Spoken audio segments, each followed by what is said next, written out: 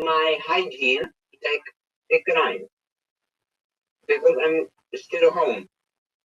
Absolutely. I take regular baths and showers and brush my teeth every day. And I was with my roommates for like 2 hours today, and we were hanging out. They were watching some television.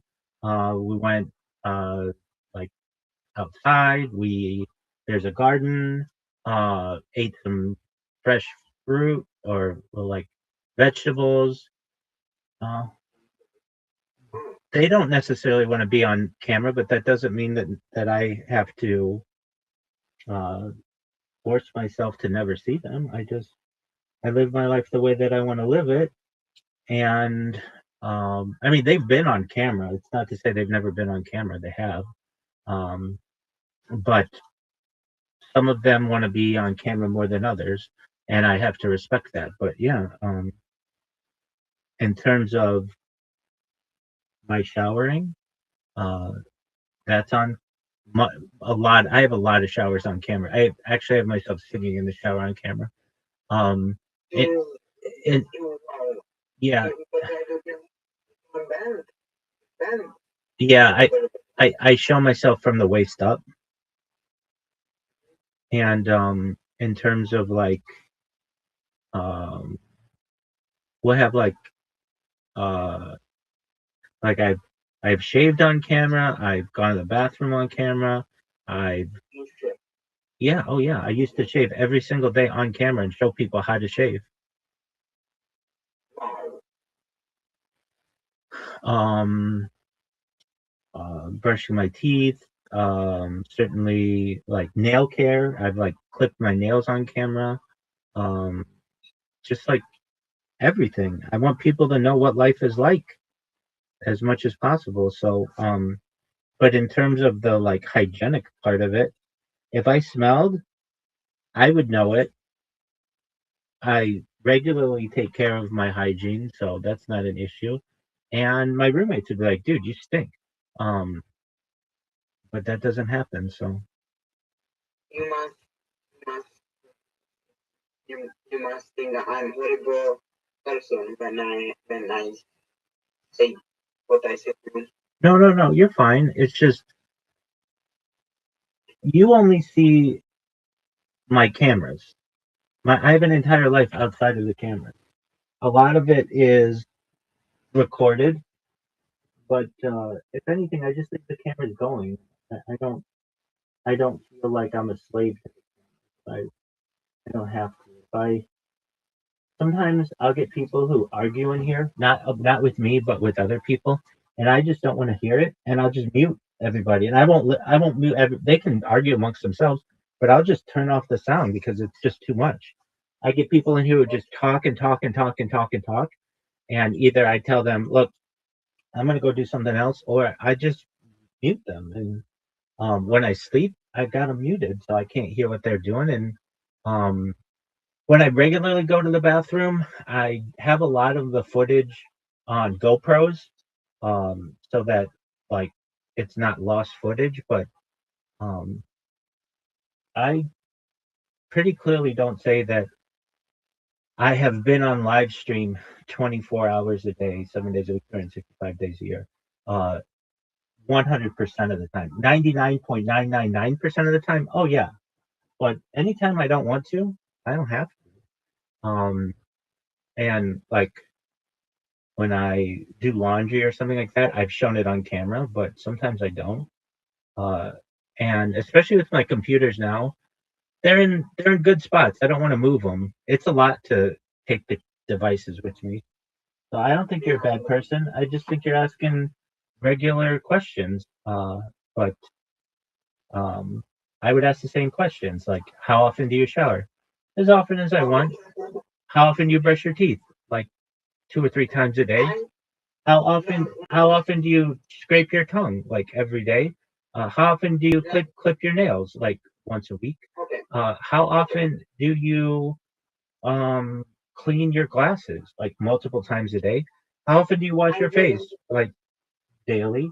How I'm not saying that you do. I'm saying how often you go to the bathroom? Like anybody else. Like I don't know, once every 2 hours or so.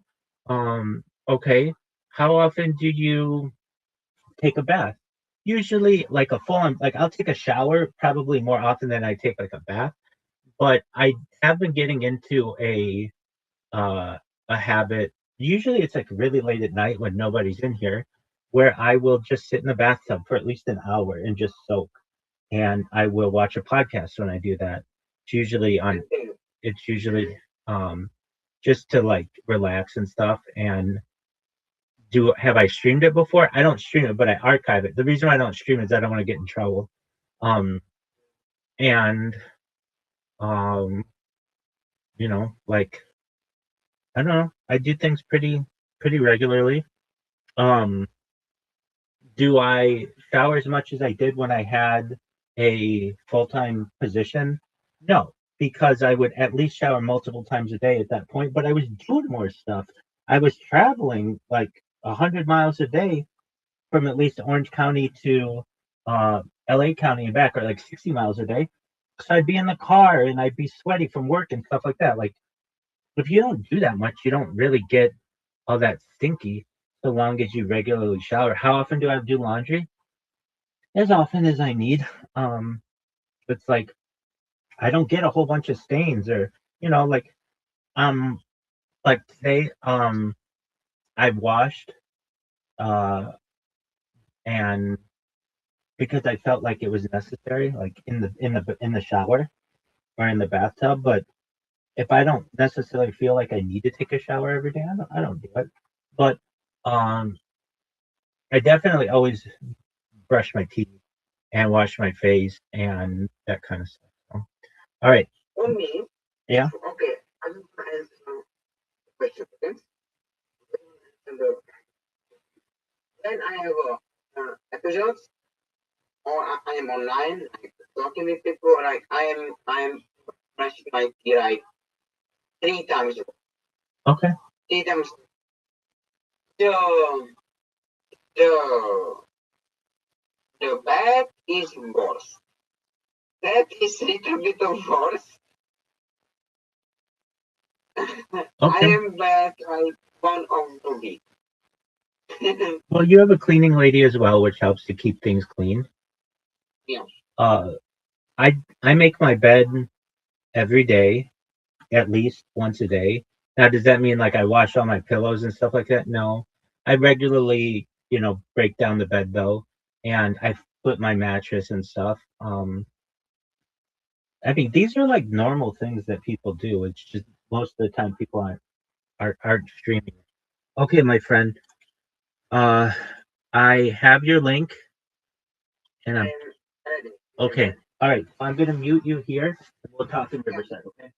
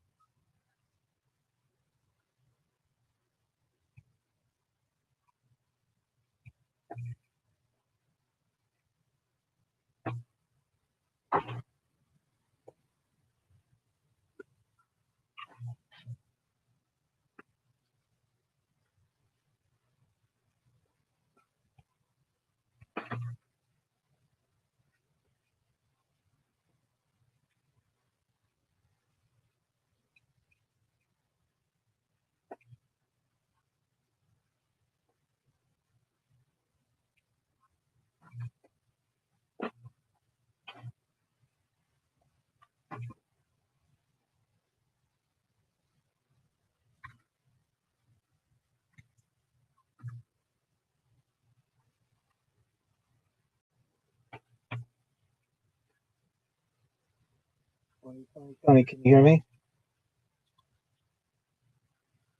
Tony, can you hear me? Can you hear me? Okie dokie. Um, I'm just making you aware. If you look at your hair in the background, it's sticking up like a. Okay, all right. Just in case you want to.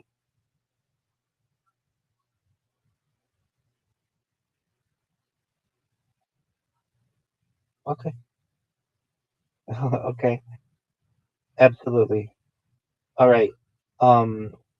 So we are gonna do this. Uh. But before we do so, we are gonna record an introductory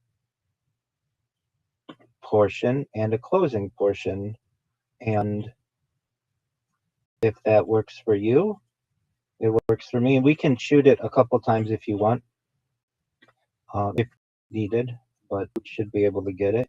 All right, so let me see if I can make my screen easier for me to read and also have you there.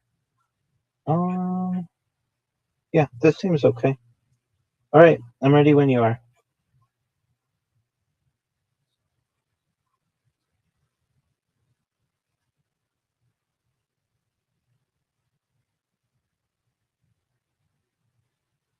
Trust me, no one cares.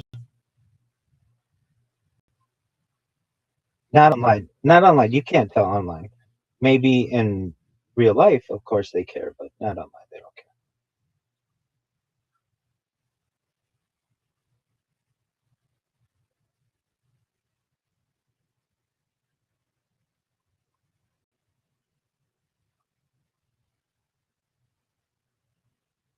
Okay, you're gonna say, "Hi everyone, I'm Tony.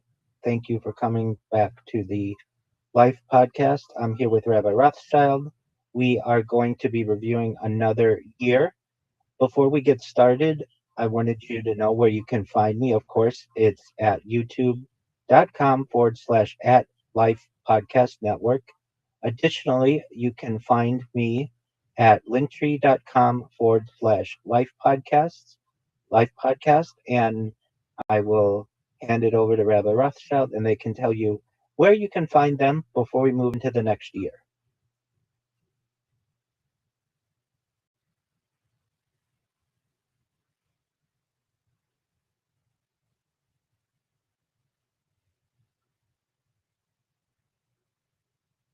Don't be.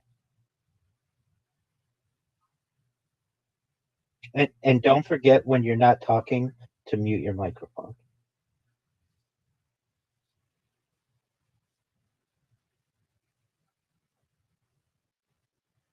No, no, no, we're not going to end the video. We are just going to say cut, and then you know when to cut, and we're going to move into 2029. We're going to do 2029, and then we're going to talk about 2029 at the end, and then we'll say cut, and then we'll just do 2030 and anything else that we may want. So it's going to be one video, and then you can cut it up any way you want.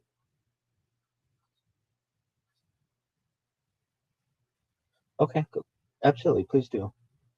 Absolutely.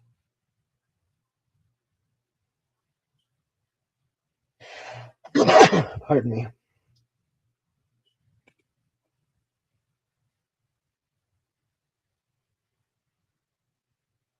Reverend Andrew, I can't hear you right now because I'm doing a podcast with Tony, but you should know that he wants to play you in chess when you guys have the opportunity. And also, we're going to be recording a podcast right now, so you can feel free to listen to it. It's going to be on the year 2029 and perhaps the year 2030 or 2030, and it could be really interesting. So if you want to listen, feel free. And it's not that we don't love you. It's not that we don't want to talk with you, but we are currently going to be working on this podcast. Just one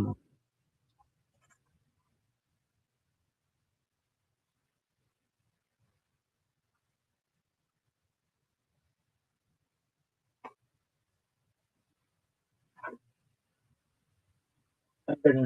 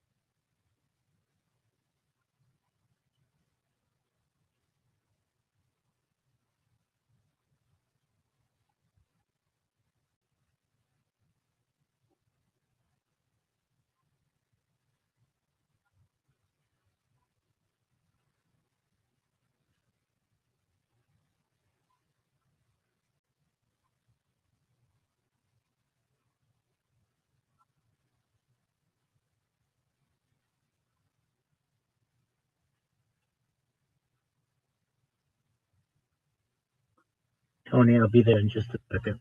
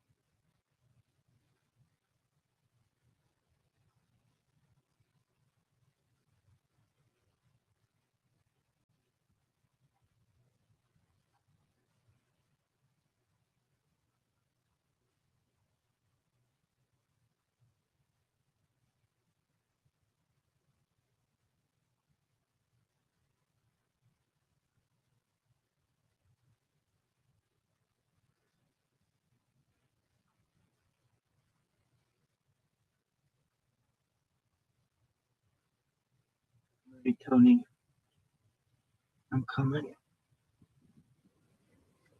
Restroom, and I came up with what I think is a good idea, and I let Reverend Andrew know what we're doing. He joined us back in the Discord. Okay, can you hear me? I don't know about that, but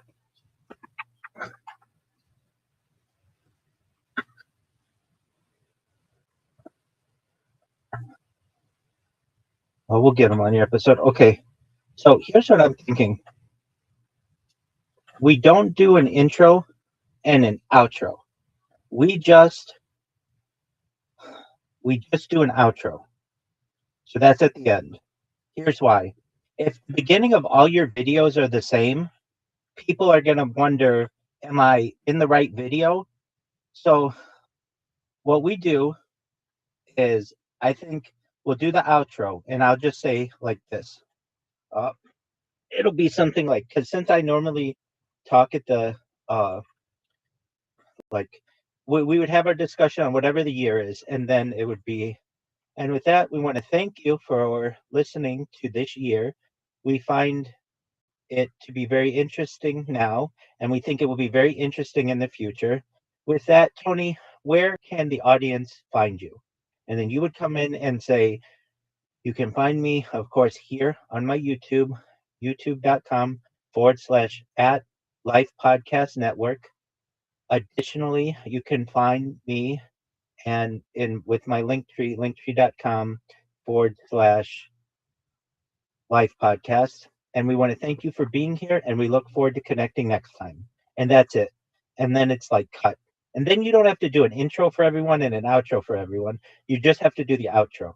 And then how would we come? And then how would we come in with 2029? It would just be, thank you for being here. 2029 will consist of boom, and we just start right away. If not, you're going to have a really repetitive beginning, and that's when people leave the video if they find it to be too repetitive.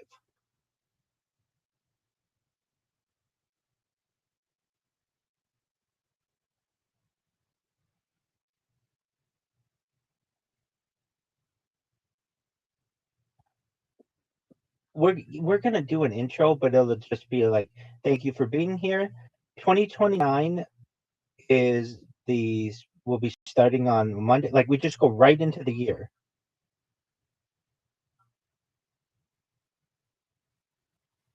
Yeah, exactly. And you're not even gonna welcome it. I mean, you can if you want, but it's gonna be the same thing for like 50 straight videos.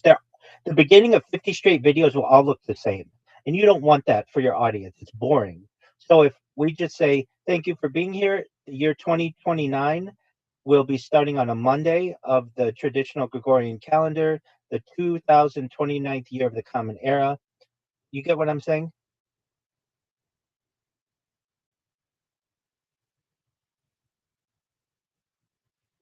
And future timeline.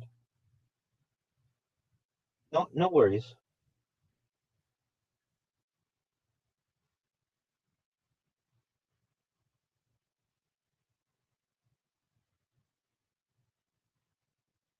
We already did 2028, 2029.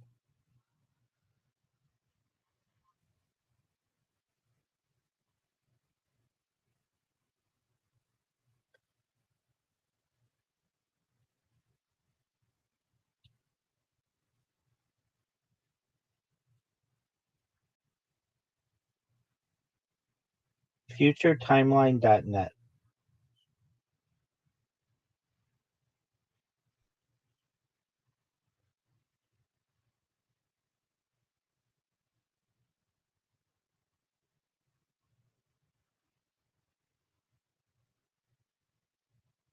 Excellent. So we're going to do the outro.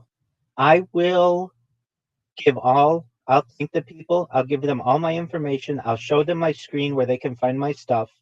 And then I will pass it over to you. And then you will give your YouTube, your link tree. And then you will say, thank you for being here. We look forward to next time. All right, start recording. And you're not going to say anything. I'm going to say it.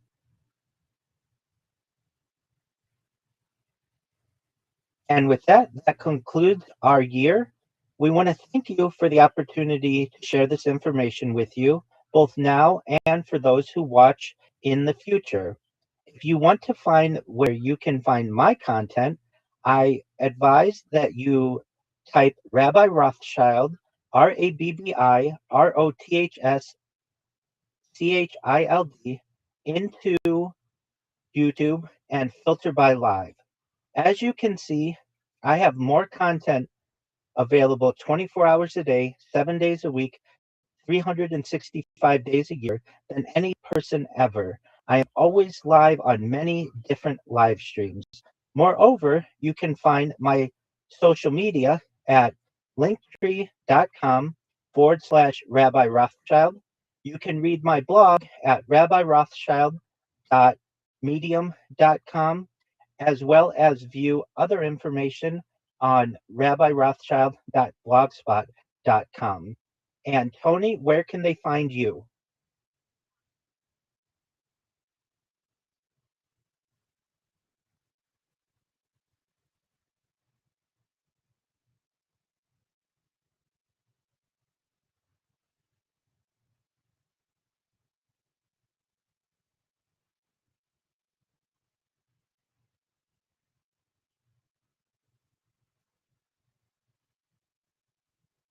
Cut, cut. You didn't say it correctly. You said Network Life Podcast. That's okay. We're gonna do it again. No big deal. No big deal. It's okay. It's okay. You're fine. I didn't mean to interrupt you, but it's like we got to give them the right link. You know what I mean? It's at Life Podcast Network. So hold on, hold on. Hold on, because I didn't even do it the way that I wanted to do it perfectly. So we're going to do it. And this is what's done in Hollywood. You say take two, and we do it. Okay. So I'm going to say take two. I'm going to say action, and then I'm going to go into it. Okay. All right. Take two, action. Thank you so much for cut. I'm going to do it again. All right. Take three. Take three, action. Thank you so much for allowing Tony and I to share this information with you. That concludes our deep dive into this year. If you want to view my content 24 hours a day, 7 days a week, 365 days a year, it's available on YouTube by typing into YouTube Rabbi Rothschild and filtering by live. You will find more streams of any individual simultaneously than you've ever found on any streamer. I've been live streaming my life 24 hours a day, 7 days a week, 365 days a year for many years.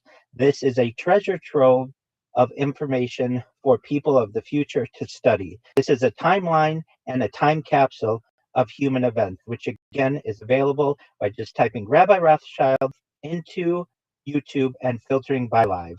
Moreover, you can find more social media of any creator that you perhaps may have ever found by typing linktree.com/Rabbi Rothschild, or visit my blog, which is rabbirothschild.medium.com, as well as rabbirothschild.blogspot.com for more content. If you would like to search, type hashtag ViralRabbi into any AI engine, search engine, or social media platform to find more content than you may have ever wanted. And with that, Tony, I'm going to hand it over to you.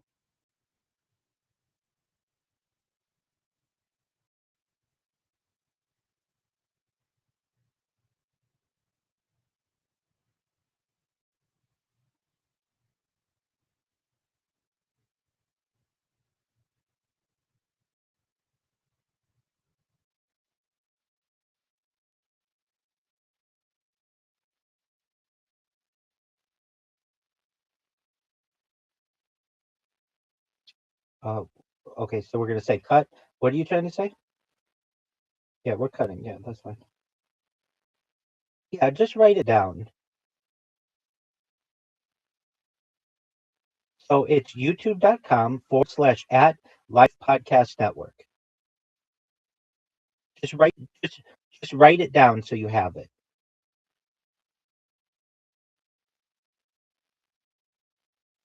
So type or write youtube.com/, no, at the at symbol, Life Podcast Network.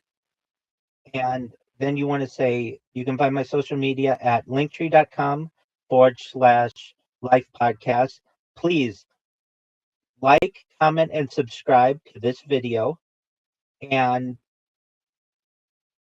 we appreciate your time. Thank you so much. Okay, are you ready? Hold on. Yeah. Let me make sure what I wanted to show is showing because it was not. Okay. Are you ready? Okay. In three, two, one, action. Thank you so much for joining Tony and I to review this year of history. If you want to find more content of mine, I live stream my life 24 hours a day, 7 days a week, 365 days a year, live on YouTube.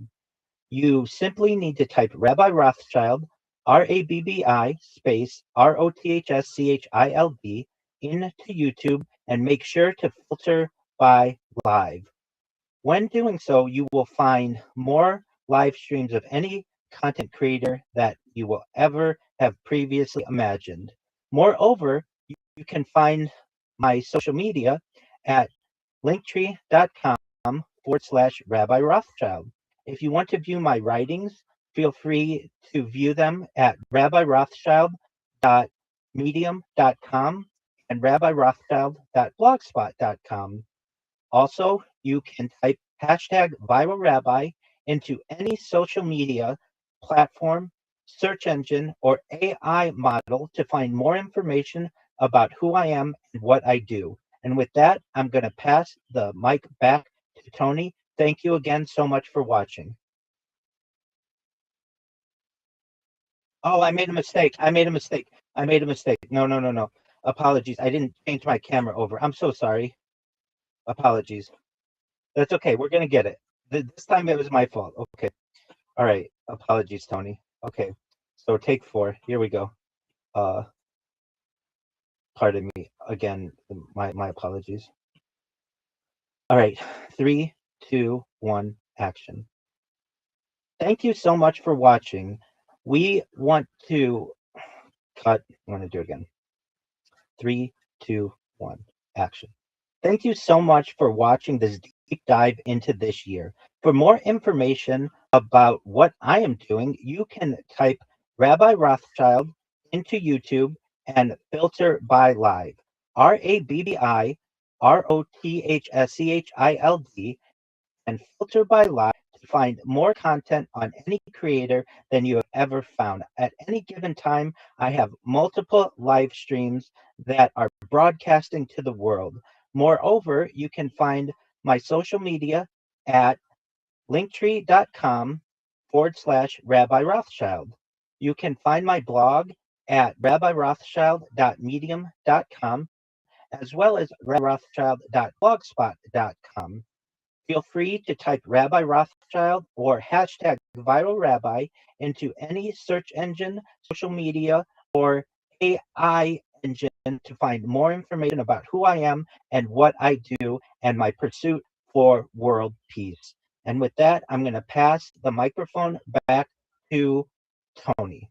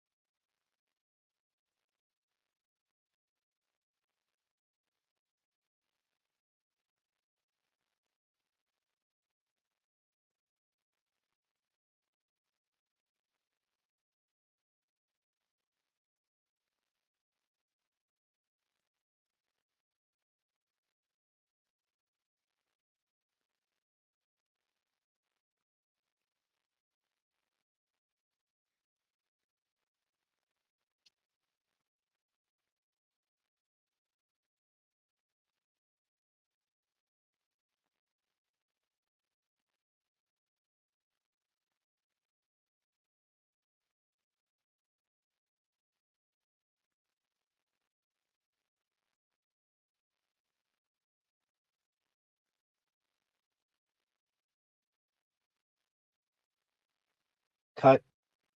No, you didn't say linktree.com. You said linktree/life podcast. So let's just do your part again, and that's okay. All right. So all you're going to do is when I say, and with that, I'm going to give the microphone back to Tony, and then you do your part.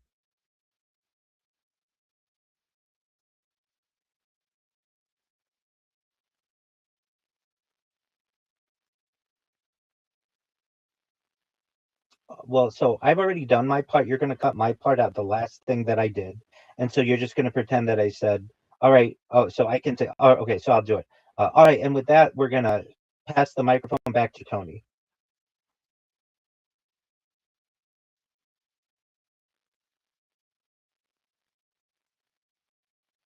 No, guest. That's okay. Cut. Okay. So, yeah.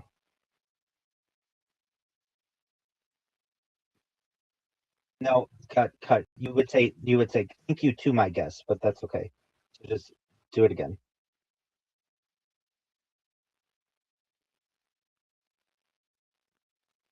Cut. It's thank you to my guest. Okay. Thank you to my guest.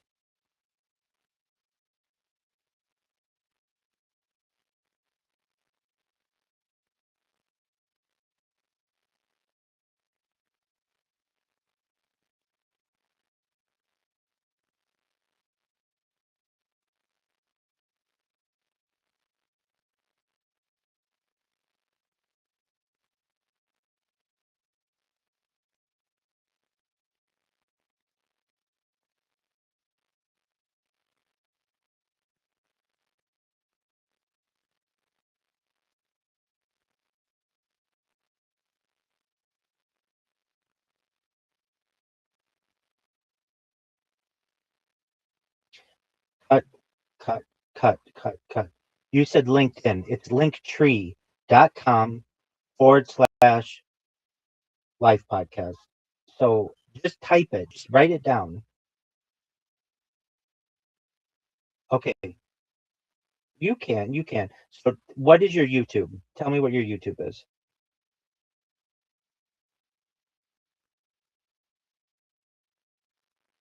It's youtube.com/Life Podcast Network. Okay, you just said youtube.com/Life Podcast Network, and that won't get you there. So it's you. So you want to say thank you so much to my guest, Rabbi Rothschild. If you want to find my content, it's available at youtube.com at Life Podcast Network and linktree.com/Life Podcast. We hope to see you next time. Thank you.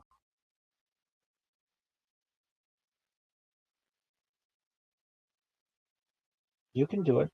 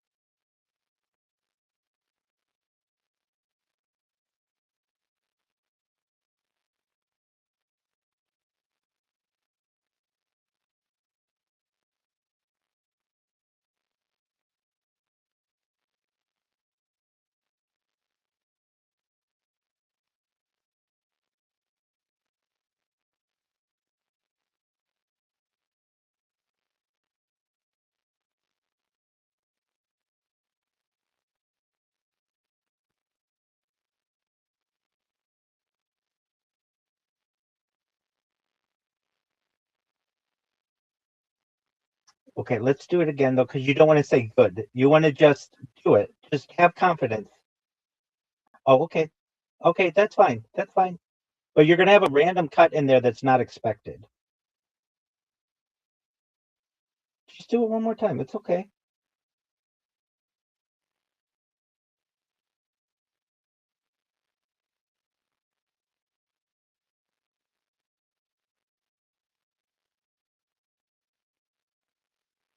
Cut. It's thank you to my guest.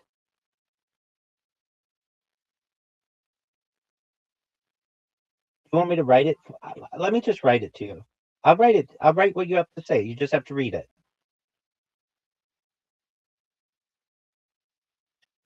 Is that okay? Okay.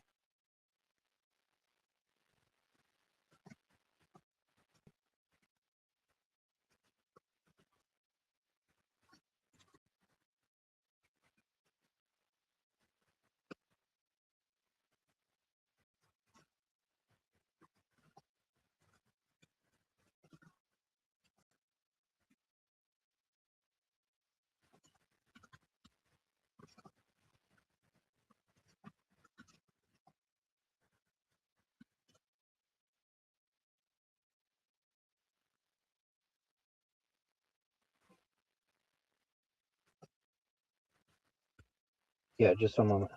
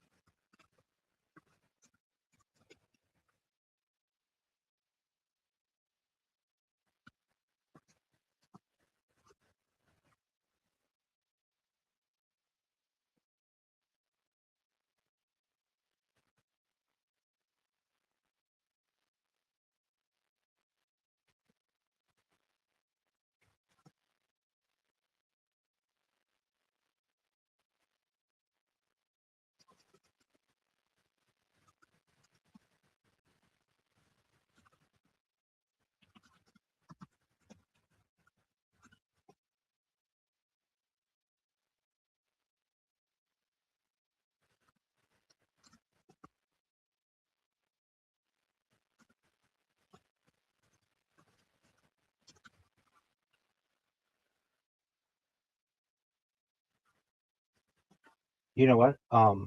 I need to do my part again because I didn't tell him to go to my Discord. So it'll just take a second. But let me read this to you to make sure it's good. Thank you so much, Rabbi Rothschild, for being our guest today. If the audience would like to view more of our videos and podcast episodes, please go to youtube.com/at life podcast. Okay. So our uh, well, it's our videos and sure, my podcast videos or my podcast episodes, please go to youtube.com/at Life Podcast Network and view all of my social media at linktree.com/Life Podcast. Thank you. Let's see here. Thank you again for watching. We would love it if you would like, comment, and subscribe to all of our content, including this video. We look forward to seeing you next time. And I'm going to actually put thank you again for watching at the end.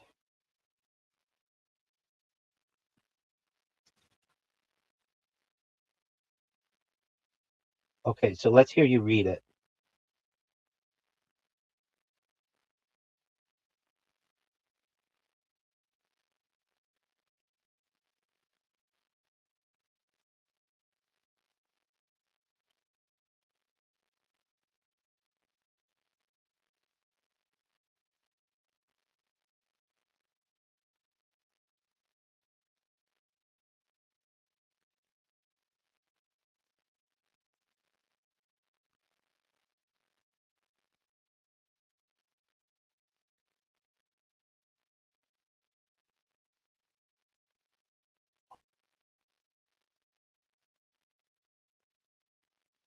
Okay.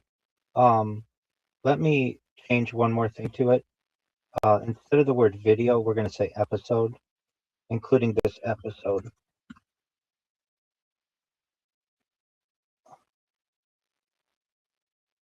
Okay. Are you ready? Take your time.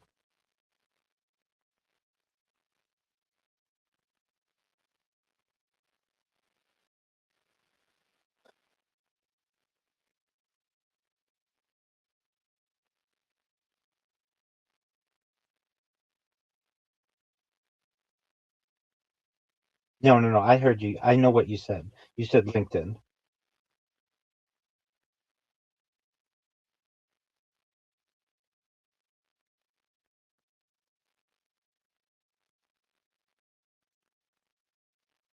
No, it's linktree.com. Just type it into Google or type it into your browser. That's your website.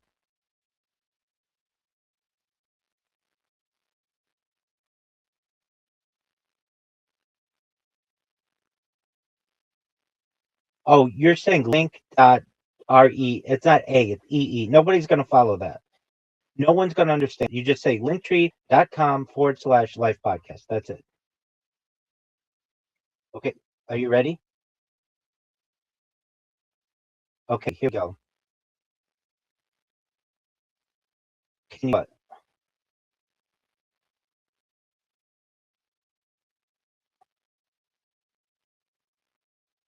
Yeah, go for it. Go for it. Go for it. Okay. All right. So take five or whatever. Three, two, one, action.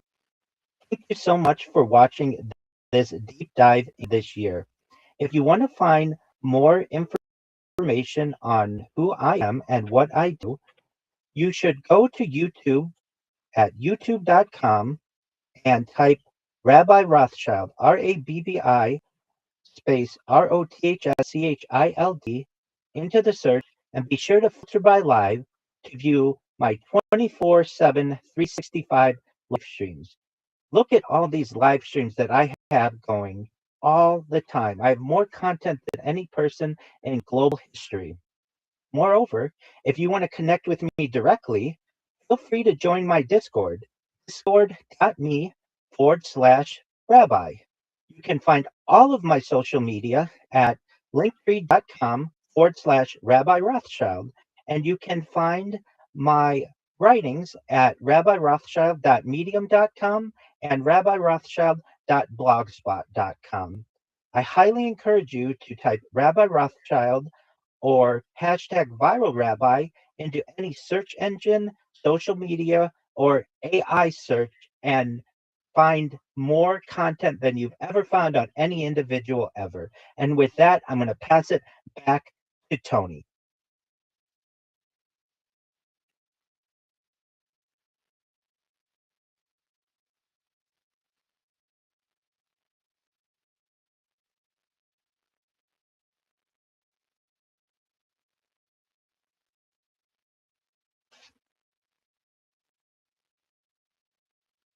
It's okay. Cut. Literally, all you have to do is read. Everything's written for you. Not, I want to first and foremost, none of that. Just say, thank you so much, Rabbi Rothschild, for being our guest today. If the audience would like to view more of our videos and my podcast episodes, please go to youtube.com/at Life Podcast Network and view all my social media at linktree.com/Life Podcast. We would love it if you would like, comment, and subscribe to all of our content, including this episode.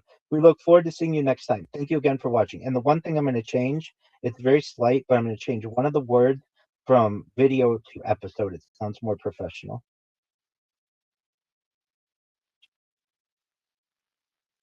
Oh no, videos uh view uh more of our I was going to say more from our series.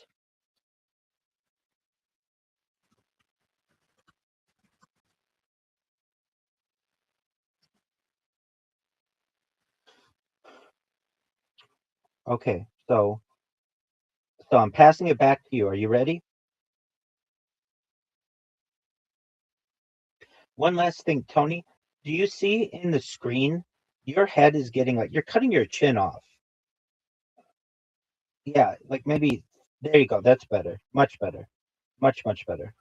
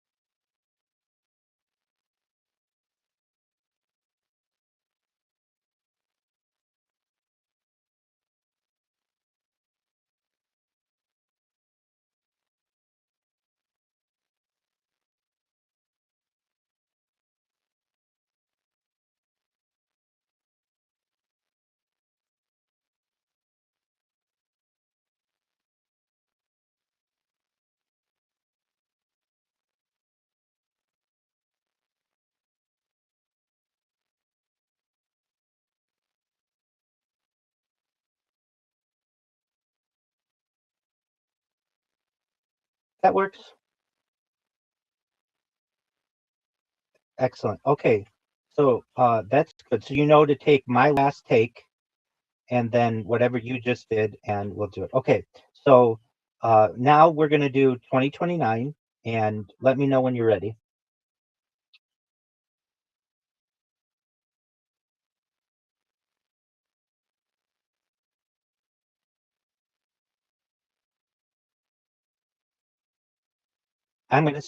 I'm just going to say, welcome to the year 2029. It will be a common year starting on Monday. Does that sound good? Okay. You ready?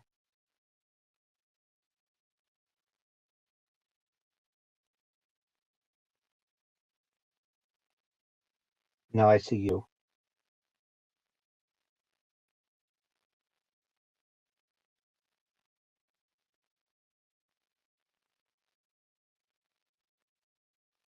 Yeah, now we can see it. Okay. Are you ready? Here we go. In three, two, one, action.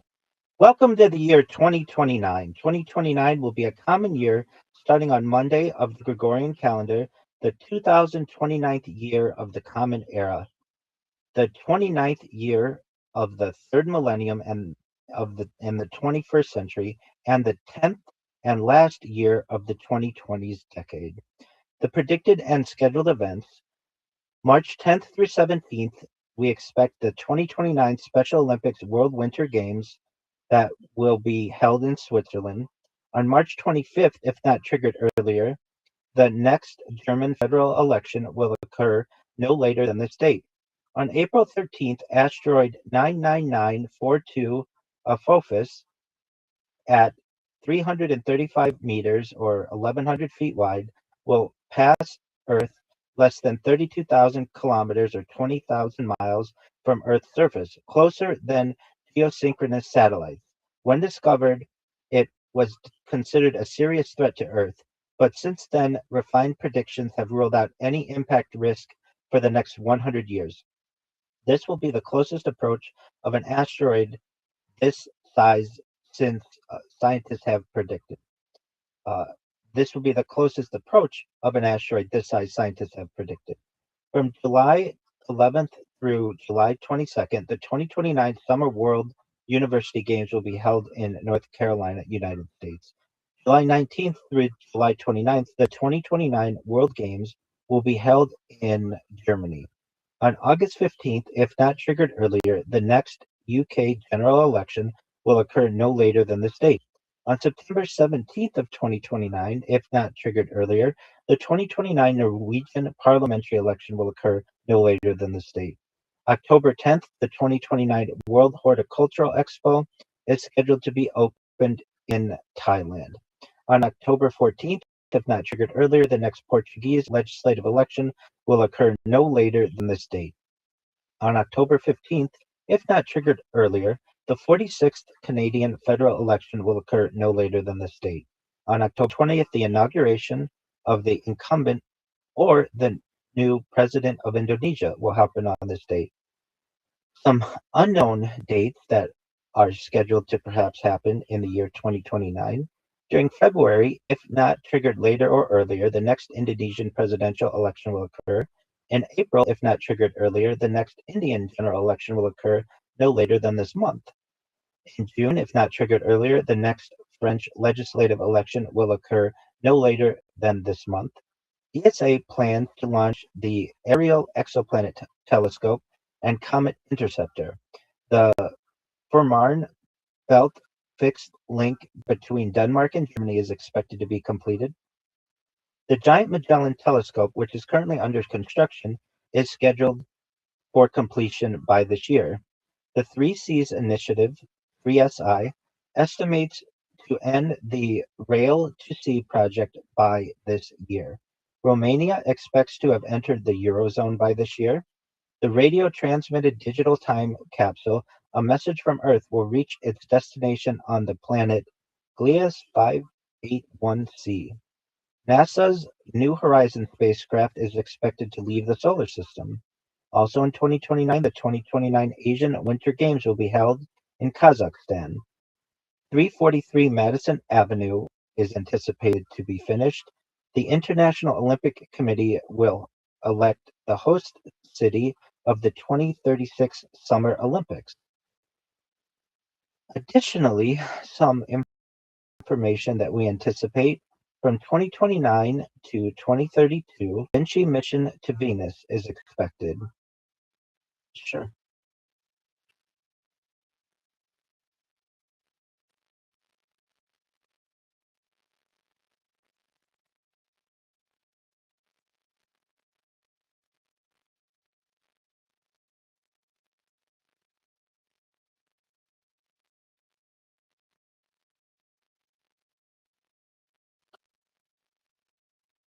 As we expect in the year 2029, approximately from the year 2029 to 2032, the Da Vinci mission to Venus will take place. In 2029, Romania should adopt the euro, as well as increase automation of banking, China asteroid redirect mission, close approach of the near-Earth asteroid Apophis, mass application of gene drives on mosquitoes, 40 megawatts floating wind turbines. Timeout. Uh, can you scroll all the way to the top, Tony? Because you're not seeing what I'm seeing. Scroll all the way to the top.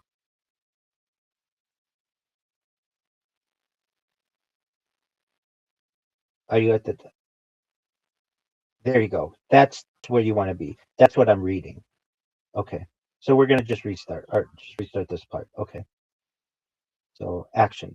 And with that, some 2029 timeline contents that we anticipate from 2029 to 2032, the Da Vinci Plus mission to Venus. In 2029, Romania is anticipated to adopt the euro, increased automation of banking, China asteroid redirect mission, close approach of the near-Earth asteroid Apophis, mass application of gene drives on mosquitoes, 40 megawatt floating wind turbines, Finland banning coal for energy use, Madagascar's radiated tortoise is extinct in the wild, expansion of London's Heathrow Airport, NASA's Psyche spacecraft makes orbital insertion, launch of the Ariel spacecraft, the Giant Magellan Telescope is fully operational, Jupiter's Great Red Spot is disappearing, the wreck of the Titanic has decomposed, a quantum computer with 1 million qubits, Starlab is fully operational, and the number of satellites in Earth orbit has grown exponentially. So with that, from 2029 to 2032, we expect Da Vinci Plus mission to Venus. Deep atmosphere Venus investigation of noble gases, chemistry, and imaging, plus Da Vinci Plus is one of two missions selected by NASA in June 2021 for its Discovery program. The other spacecraft, Veritas, is launched in 2028. Da Vinci Plus follows a year later in 2029. Both missions complement each other and greatly improve the scientific knowledge of Venus. While Veritas is focused on mapping and surface features, Da Vinci Plus has the primary objective of studying the atmosphere. In addition to the main spacecraft, it also includes a descent sphere. The orbital component of Da Vinci Plus mission performs multiple flybys of the planet, utilizing a multi-band imaging system that includes near-infrared (NIR), ultraviolet (UV), and an engineering wide-field mode. This reveals previously unseen features of the planet and includes opportunities for night-side (NIR) imaging of Ishtar Terra, an Australia-sized region containing the four main mountain ranges of Venus, as well as the probe landing site in Alpha Regio, consisting of heavily deformed terrain. During this time, it also maps the clouds of Venus and conclusively determines the presence of phosphine, which had previously been suggested as a life signature. As well as gathering data and imagery from orbit, the spacecraft acts as a relay for the descent probe deploying in 2031. The combination of both Da Vinci Plus and its sister mission, Veritas, sets the stage for a new and enduring period of Venus exploration by NASA that extends into the 2040s. Other national space agencies are probing the planet around this time, including ESA, ISRO, and Roscosmos. Moving into 2029, we anticipate Romania will be adopting the euro. In 2029, Romania adopts the euro as its official currency, becoming the 22nd member state of the European Union (EU) to do so. This follows Bulgaria in 2024 and Croatia in 2023. Like those previous countries, Romania had to meet several criteria before its transition would be possible. After joining the EU in 2007, it worked towards the financial strength, stability, and flexibility required, achieving four of the seven criteria by 2014. In subsequent years, however, Romania encountered a number of setbacks. The European Commission's EC's Convergence Report of 2020 concluded that it did not fulfill the price stability, public finances, exchange rate, and long-term interest rate criteria. Prime Minister Florin Stu stated that Romania could join the Eurozone in 2027 or 2028. As a precursor to full adoption of the euro, Romania joined the EU's exchange rate mechanism, ERM2, after working to address concerns around its budget deficit to GDP ratio, inflation rate, long-term interest rate, and compatibility of legislation. Having met all the criteria and with 2 years of stability, Romania is accepted into the Eurozone. The leu, its national currency since 1867, is finally replaced by the euro in 2029. Moving into our next topic, increased automation of banking. During the early 21st century, a wave of new technology swept the banking sector as companies worked to improve costs and efficiencies. Online services combined with mobile apps, automated chatbots, virtual telephone assistants, increasingly sophisticated ATMs, and other features all made it quicker and easier than ever to manage one's personal finances. On the business and corporate side, the rise of cloud computing, big data, and intelligent algorithms yielded significant time and cost savings in research, marketing, processing, and other areas, while giving more power and insight to decision makers.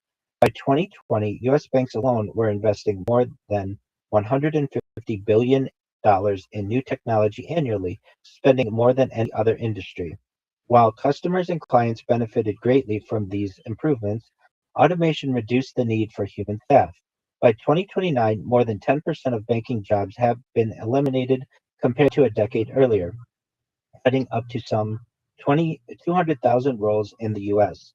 Retail branches and call centers are the hardest hit, where over a quarter of staff are no longer needed. Commercial and investment bank employees are less vulnerable for now, but even these jobs become threatened in subsequent decades as decision making is delegated to ever more powerful hardware and algorithms. Moving into our next topic,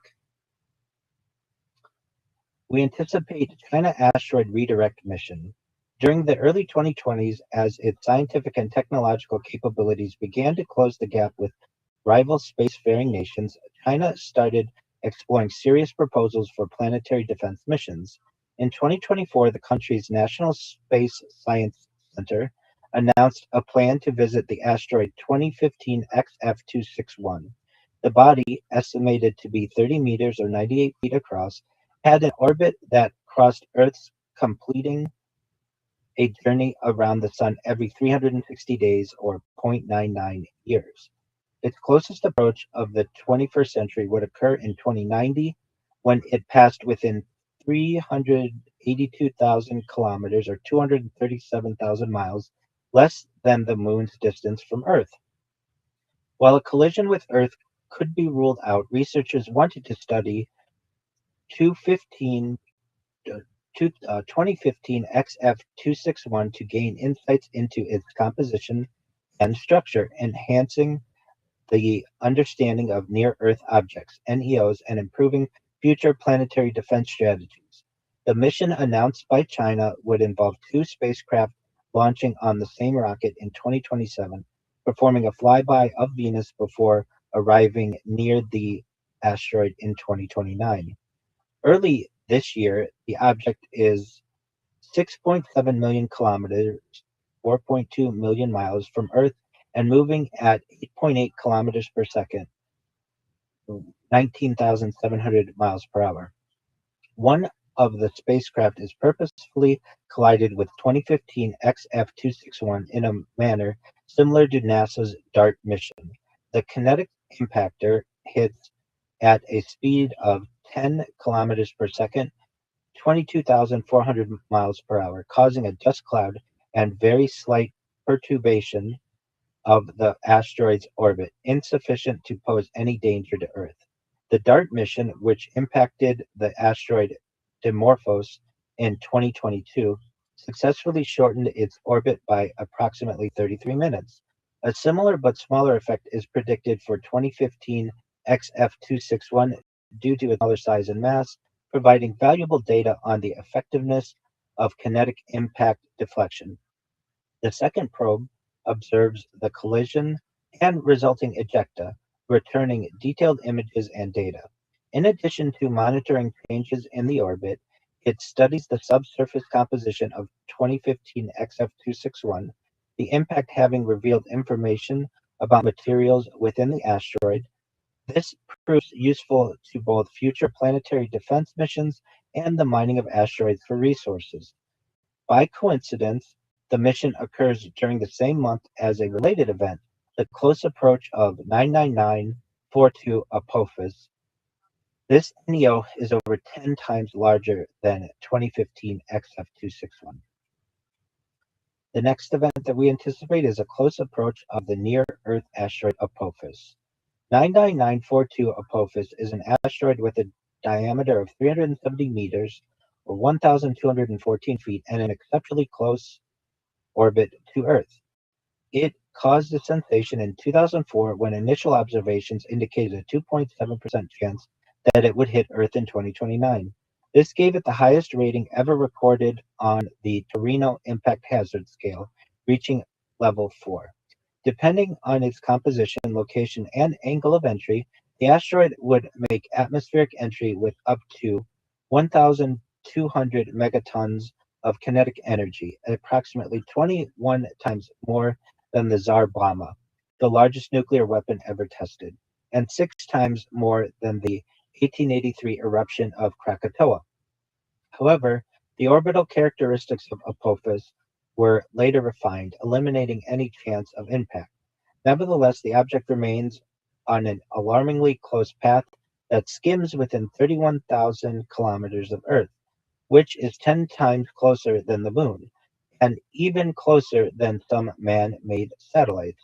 Apophis is triple the size of 2019 OK, another large object that passed by in July 2019 and comes even closer than that earlier asteroid. Its close passing sparks further debate about the need to defend Earth from potential impacts. The next event that we anticipate in 2029 is mass application of gene drives on mosquitoes.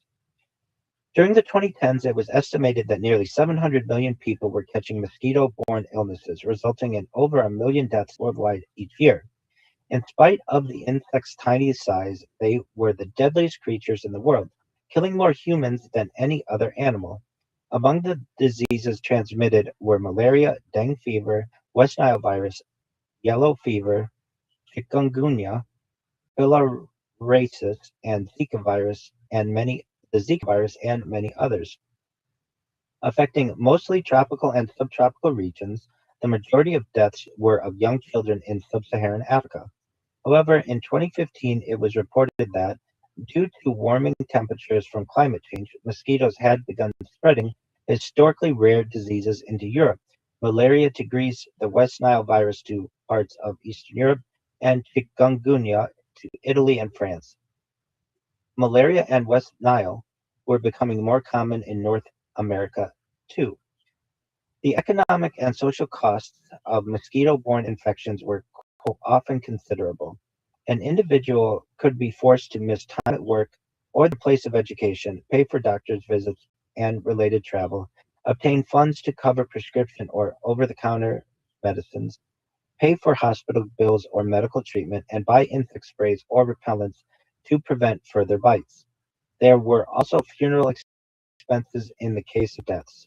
At a national level, the cost to governments included the maintenance and staffing of health facilities, the purchase of drugs and vaccines, public education programs to warn about epidemics, research to prevent further outbreaks and to improve treatments, lost productivity and overall damage to businesses, negative effects on tourism and sports events, as well as compensation for affected communities.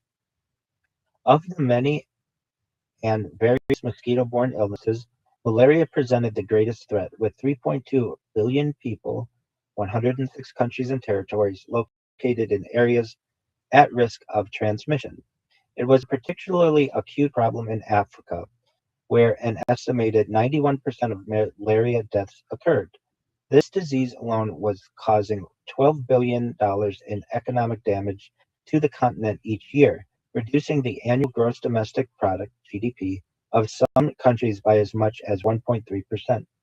In those nations where the disease was most common, it represented up to 40% of public health spending and could account for 60% of visits to health clinics, along with 50% of hospital admissions. A variety of methods were in use to control mosquitoes, including the elimination of breeding places such as pools, ditches, old tires, buckets, and other containers of stagnant water, physical barriers like window screens and nets, sprays and repellents, attractant-laced traps, and biological control via fungi and nematodes or predators such as fish. Another strategy was the use of pesticides, but these were gradually becoming less effective as the insects developed resistance. Plus, the chemicals were damaging to the environment. While research into vaccines and new medications has now shown promise, a more comprehensive and long-term proposal was to eradicate mosquitoes, or at least drastically reduce their ability to spread infections. Known as a gene drive, it was hoped that such an initial initiative would either A, cause the extinction of several of the major vectors of malaria and some other diseases like dengue and Zika, including Aedes albopictus and Anopheles, or B, induce a massive genetic change throughout the mosquito population, making them unable to transmit vectors. The ability to modify animal and plant DNA had been around for decades already. The first genetically modified animal was a mouse created in 1973. The first genetically modified crop, an antibiotic-resistant tobacco plant, was produced in 1982. These organisms were still subject to the laws of genetic inheritance, however, as first described by Gregor Mendel in 1865. In other words, if a mosquito carrying altered DNA were to mate with another mosquito, there would only be a 50-50 chance of the offspring inheriting the modified gene. The probability would be even lower that a subsequent generation would pass on a modified gene and so on. Gene drives, by contrast, were designed to change the fundamental laws of inheritance.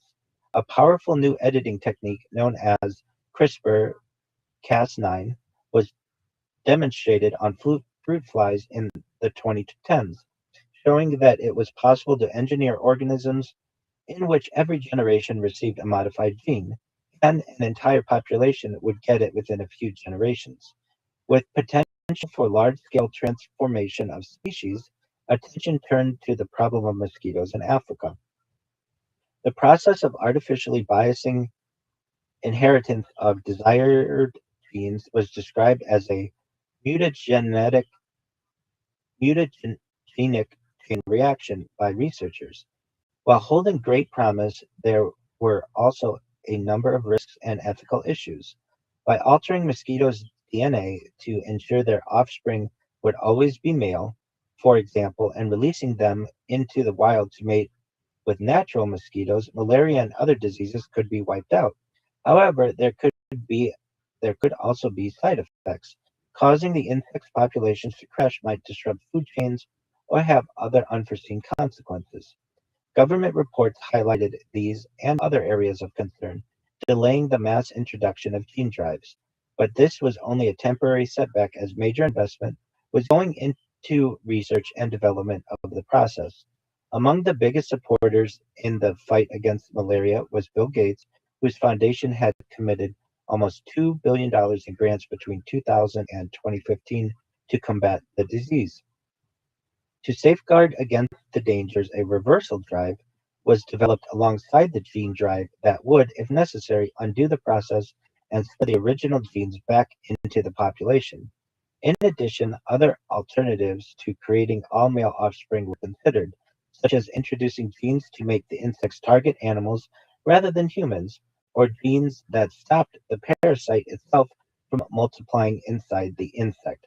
Laboratory tests were conducted before the introduction of these genetically modified mosquitoes into the wild.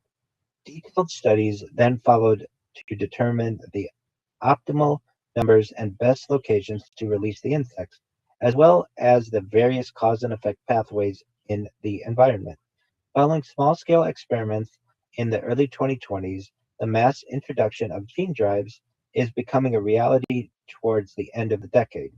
After years of multigenic chain reactions, follow up assessments, and computer models, researchers have pieced together a trove of evidence and data, refining the process to be safe and with acceptable impacts on the environment. These and other issues have now been largely resolved, with most nations in Africa and elsewhere having approved the use of gene drives. A sharp drop in malaria is being witnessed by 2029. Other pests and invasive species are being targeted using this method. Cane toads in Australia, for example, locusts that swarm and destroy crops, rodents that carry diseases. Unfortunately, given their enormous power and potential, gene drives are also now coming under intense scrutiny for an altogether different and more sinister reason: their ability to be used as bioweapons on human populations.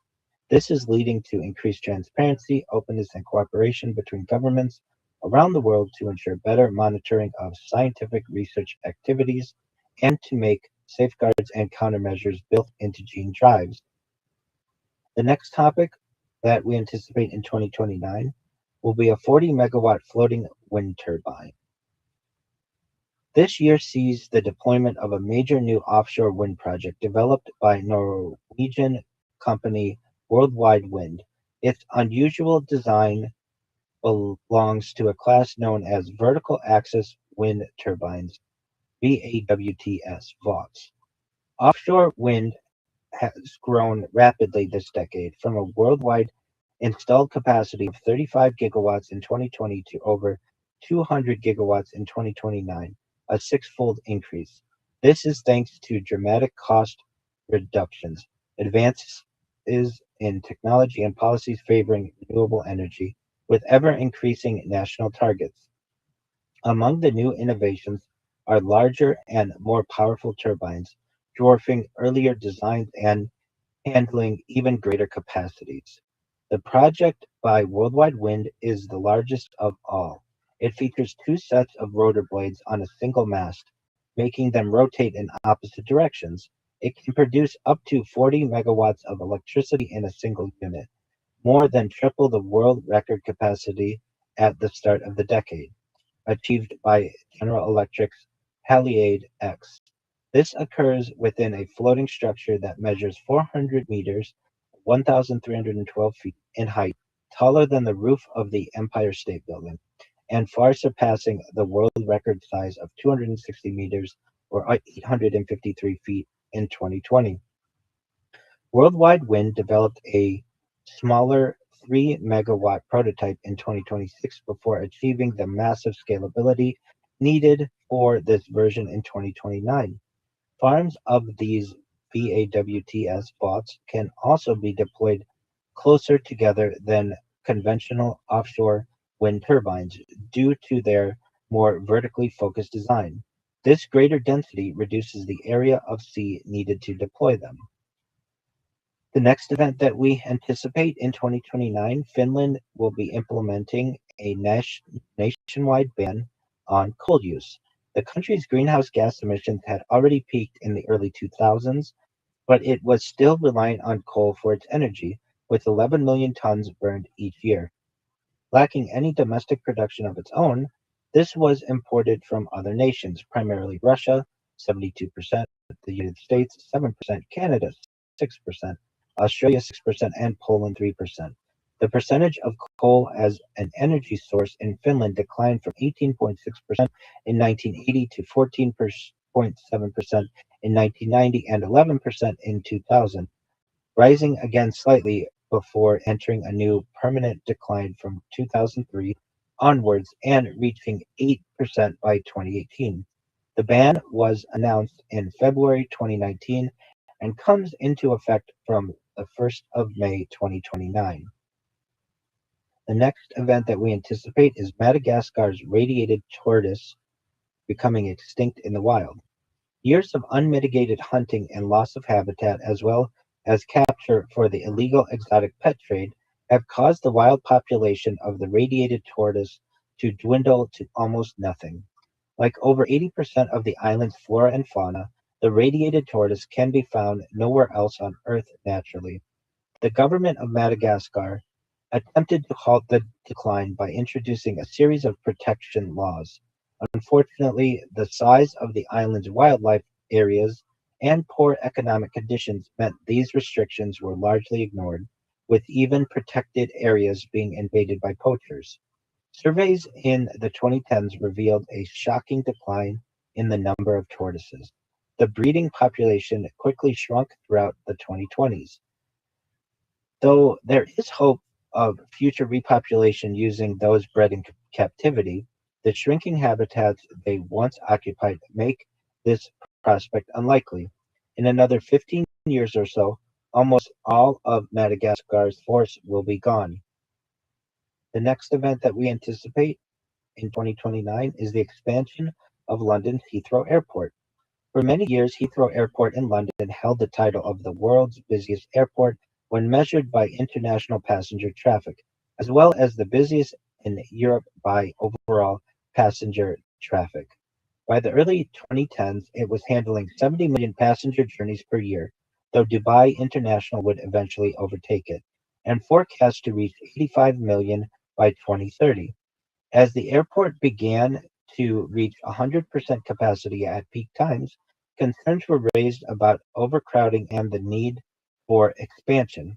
Globally, air traffic in general was growing rapidly, due in large part to booming demand from the emerging markets of the Asia Pacific and Middle East regions, and the number of planes in service was projected to double between 2015 and 2035. In 2009, the UK's Labour government announced that it would support the expansion of Heathrow and encourage the airport operator, BAA, to apply for planning permission. However, these plans were cancelled the following year by the new coalition governments of the Conservatives and Liberal Democrats. Following several more years of planning and reviews, the Airport Commission recommended a third runway and sixth terminal. A full report was finally published in 2015 that confirmed a new expansion to the northwest as the chosen proposal. After further revisions and with estimated costs of £14.3 billion funded privately, the Northwest Runway and Terminal Plan was approved by the government in 2018. The new infrastructure would increase Heathrow's capacity from 85 million to 130 million passengers annually. It was predicted to create 180,000 new jobs and generate £200 billion in total economic benefits by 2050. Up to 40 new long-haul routes would become available. In addition to the airport itself, a number of access improvements were planned, such as 118-kilometer or 73-mile cross-rail line running all the way from east to west London, alongside with a refurbished Piccadilly line providing more spacious air-cooled trains at higher frequencies than before. The pro-expansion stance of both Labour and the Conservatives was supported by many groups and prominent individuals, including the aviation sector, Confederation of British Industry, CBI, British Chambers of Commerce (BCC), and 32 local chambers of commerce, local authorities, and manufacturing and freight sector and trade unions. However, there was considerable opposition too. Political opponents included the Liberal Democrats, Green Party, and UKIP. Sadiq Khan, Mayor of London, and his two predecessors, Boris Johnson and Ken Livingstone, were also against it. Various campaign groups voiced concerns, including Greenpeace, Friends of the Earth, and RSPB and WWF, as well as conservation organization the National Trust and developmental charities Oxfam and Christian Aid, alongside Hillingdon Council, a local government in West London. Among the biggest concerns were the impacts on local communities. Some 700 homes, a church, and 8 Grade 2 listed buildings would have to be demolished or abandoned. Grade 2 being a designation given to buildings that are nationally important and of special interest, warranting every effort to preserve them. The main high street in the village of Harmondsworth would need splitting and a graveyard would have to be bulldozed. The entire village of Sipson was in danger of being wiped from the map. The other major concerns were air and noise pollution, along with greenhouse gas emissions.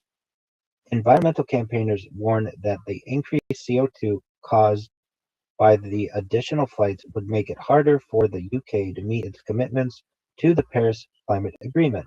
They also pointed to studies showing that the claimed economic benefits would be negated by the long-term cost of carbon.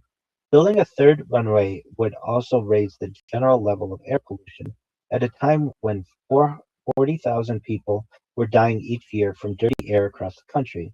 The UK was already in breach of legal limits, and the government had lost multiple court cases on the issue.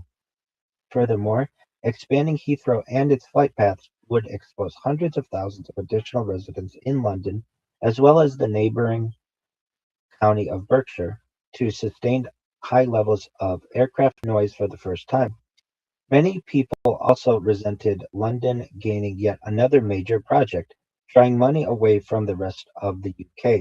Other regions were falling behind, and there were opportunities for investment in Birmingham and Manchester. For example, the widening gap between London and everywhere else had already created a worrying socio-economic divide. The ever-growing sense of inequality may have been a contributory factor in the Brexit referendum result. The arguments from the opposition side were strong, but those in support were stronger. The importance of Heathrow as an international transport hub and a catalyst for wealth generation in London and the Southeast was deemed too great, with approval granted by the government in June 2018. As with many large projects of this type, however, financial issues and construction delays pushed back the original timetable. Completion of a third runway had been scheduled for 2026, but subsequently revised to 2029. The next event that we anticipate is NASA's Psyche spacecraft making its orbital insertion. In August 2029, a NASA probe called Psyche enters orbit around the large metallic asteroid known as 16 Psyche, one of the most massive objects in the main asteroid belt and the heaviest known M-type asteroid. 16 Psyche is 222 kilometers or 137 miles in diameter and contains 1% of the mass of the entire belt. Psyche is an orbiter mission developed as part of NASA's Discovery program. Its primary objective is to explore the origin of planetary cores and confirm whether 16 Psyche is the exposed iron core of a protoplanet, the remnant of a violent collision with another object that stripped off its outer crust. The spacecraft was launched on 13th October 2023 aboard a SpaceX Falcon Heavy launch vehicle, and then performed a Mars gravity assist at 500 kilometers or 310 miles altitude in 2026 before reaching its destination 3 years later. From 2029 onwards, it conducts a comprehensive study of the asteroid's geology, shape, surface features, elemental composition, gravity, magnetism, and distribution of mass, revealing insights into planetary formation and interiors. This information is also of potential use in future asteroid mining operations. Psyche's mission duration is 26 months, lasting until November 2031, with gradually decreasing orbits taking it closer and closer to 16 Psyche. The initial orbit starts at 700 kilometers or 435 miles distance, while the lowest orbit is at 75 kilometers or 47 miles. In addition to its Psyche, the spacecraft also tests an experimental laser communication technology called deep space optical communications, designed to increase spacecraft communications performance and efficiency by 10 to 100 times over conventional means. The laser beams from the spacecraft are received by a ground telescope at Palomar Observatory in California. The next event that we anticipate is the launch of the Ariel spacecraft. The Atmospheric Remote Sensing Infrared Exoplanet Large Survey (ARIEL) is a space observatory launched in 2029 as the fourth medium-class mission of the European Space Agency's Cosmic Vision program. It aims to observe 1,000 or more known exoplanets using the transit method, studying and characterizing the planet's chemical compositions and thermal structures simultaneously in both visible and infrared wavelengths. Ariel is launched to the L2 Lagrangian point pictured below, about 1,500,000 kilometers or 930,000 miles from Earth, where it benefits from the blockage of sunlight to maximize the potential for detecting targets. It provides a wealth of scientific data on a diverse range of exoplanets, from extremely temperate and from gaseous to rocky.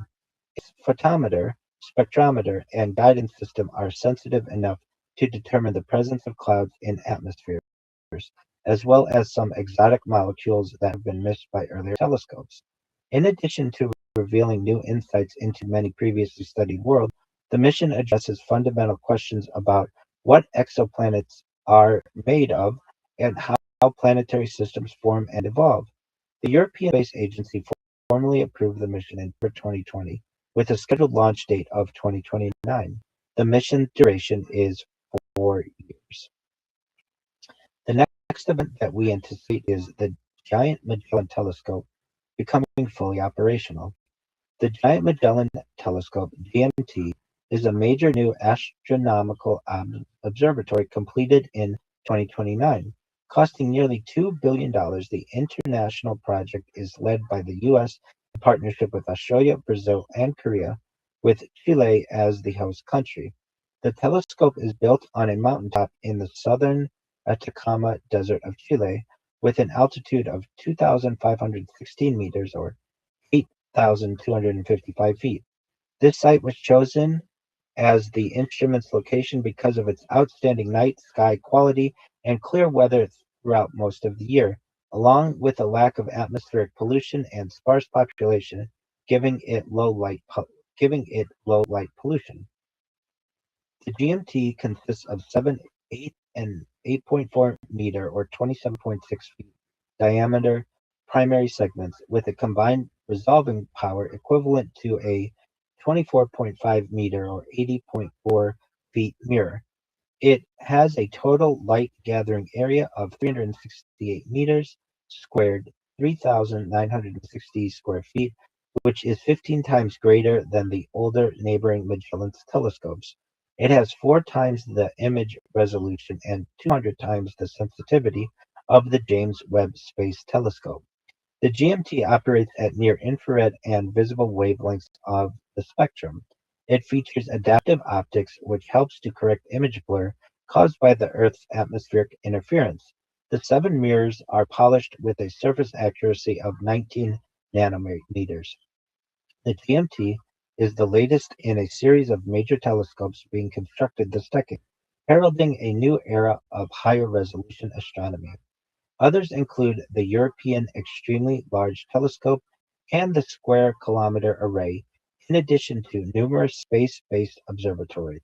The new generation of telescopes leads to huge advances in knowledge of the early universe, major new discoveries of Earth-like planets around other stars, and breakthroughs in understanding the mysterious dark matter and dark energy that influence the structure and expansion of the universe. The next event that we anticipate is Jupiter's Great Red Spot disappearing. The first sightings of a great red spot on Jupiter were made in the 1660s by Robert Hooke and Giovanni Cassini. This feature, a monstrous anticyclonic storm, was not studied in detail until the late 19th century. At that time, its diameter was found to be around 25,500 miles, 41,000 kilometers, large enough to swallow three entire planet Earths. Uh, yes.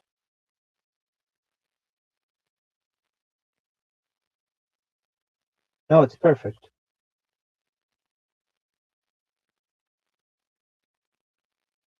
No, we're right there. We're right there. Jupiter's giant red spot is disappearing. That's where we are. On 25th of February 1979, NASA's Voyager 1 spacecraft returned close-range photos of the planet. These revealed that its great red spot had shrunk to 14,500 miles, or 23,335 kilometers. Later studies by the Hubble Space Telescope from the 1990s onwards revealed it continuing to get smaller in size. By 2012, the rate of shrinkage was nearly 1,000 kilometers per year and increasing. It was theorized that small eddies observed feeding into the storm were accelerating this change by altering the internal dynamics. The raging winds in this turbulent region were measured to be 384 miles per hour, 618 kilometers per hour, greatly surpassing even the strongest hurricanes on Earth. Another space probe, Juno, orbited the gas giant in 2016. The This provided a greater understanding of the atmospheric composition, cloud motions, temperature, magnetosphere, gravity, and other properties affecting the overall dynamics of Jupiter. Once again, the great red spot was seen shrinking and losing momentum. This process would continue into the following decade. By the end of the 2020s, it has vanished entirely. Yet another probe, Jupiter Icy Moon Explorer, JUICE, arrives in 2031, shortly after its disappearance is confirmed. The next event that we anticipate is the wreck of the Titanic decomposing. By the late 2020s, the famous wreck of the Titanic has been reduced to a mere rust patch. Metal-eating bacteria have dissolved what remains of the once mighty structure. Though some artifacts were salvageable, any hope of recovering the ship itself is now gone. The next event that we anticipate is a quantum computer with 1 million qubits. During the 2010s and 2020s, as the concept of quantum computing transitioned from theoretical exploration to practical application, numerous companies emerged to establish a solid foundation for this revolutionary field. These early efforts set the stage for intense competition among firms, not only aiming to become leaders in the nascent industry, but also to rapidly boost the power and scale of quantum computing systems. This included giants like IBM and Google, alongside institutes in China and other countries who pushed the frontiers of research. Quantum bits, or qubits, the equivalent of traditional computer bits, allowed quantum computers to work with extraordinary large numbers and perform calculations of staggering complexity. Unlike the binary ones and zeros of classical machines, qubits took advantage of a phenomenon known as superposition, meaning they could have multiple states. With more qubits joined together, this effect scaled exponentially, with potential to vastly exceed even the fastest of classical supercomputers in terms of number crunching. After moderate progress in qubit counts during the 2010s, a massive scaling up occurred in the 2020s, with a system by IBM exceeding 100 qubits by in 2021, following by the first 1,000 plus qubit system by the same company in 2023. Due to the extremely sensitive nature of superposition, achieving such large numbers of qubits required them to be isolated from external stimuli such as noise, vibrations, and temperature fluctuations. Scientists referred to this state as quantum coherence. New techniques began to emerge for maintaining coherence and reducing errors that resulted from interruptions. Researchers also directed their efforts to creating logical qubits, consisting of many physical qubits working together to eliminate faults. Q-Era, a relatively unknown company based in Boston, Massachusetts, revealed a 10,000 qubit system in 2026, an order of magnitude improvement over IBM's Condor system just 3 years earlier. This included 100 logical qubits. PsiQuantum, a company founded in 2015 and based in Palo Alto, California, announced its plan to build the first quantum computer with a million physical qubits. The fault-tolerant system would use a photonics-based approach, encoding qubits in particles of light for greater stability and resistance to decoherence. PsiQuantum attracted significant investment with major backers including BlackRock, Microsoft's venture fund M12, and DARPA, putting its valuation at over $3.1 billion by the early 2020s.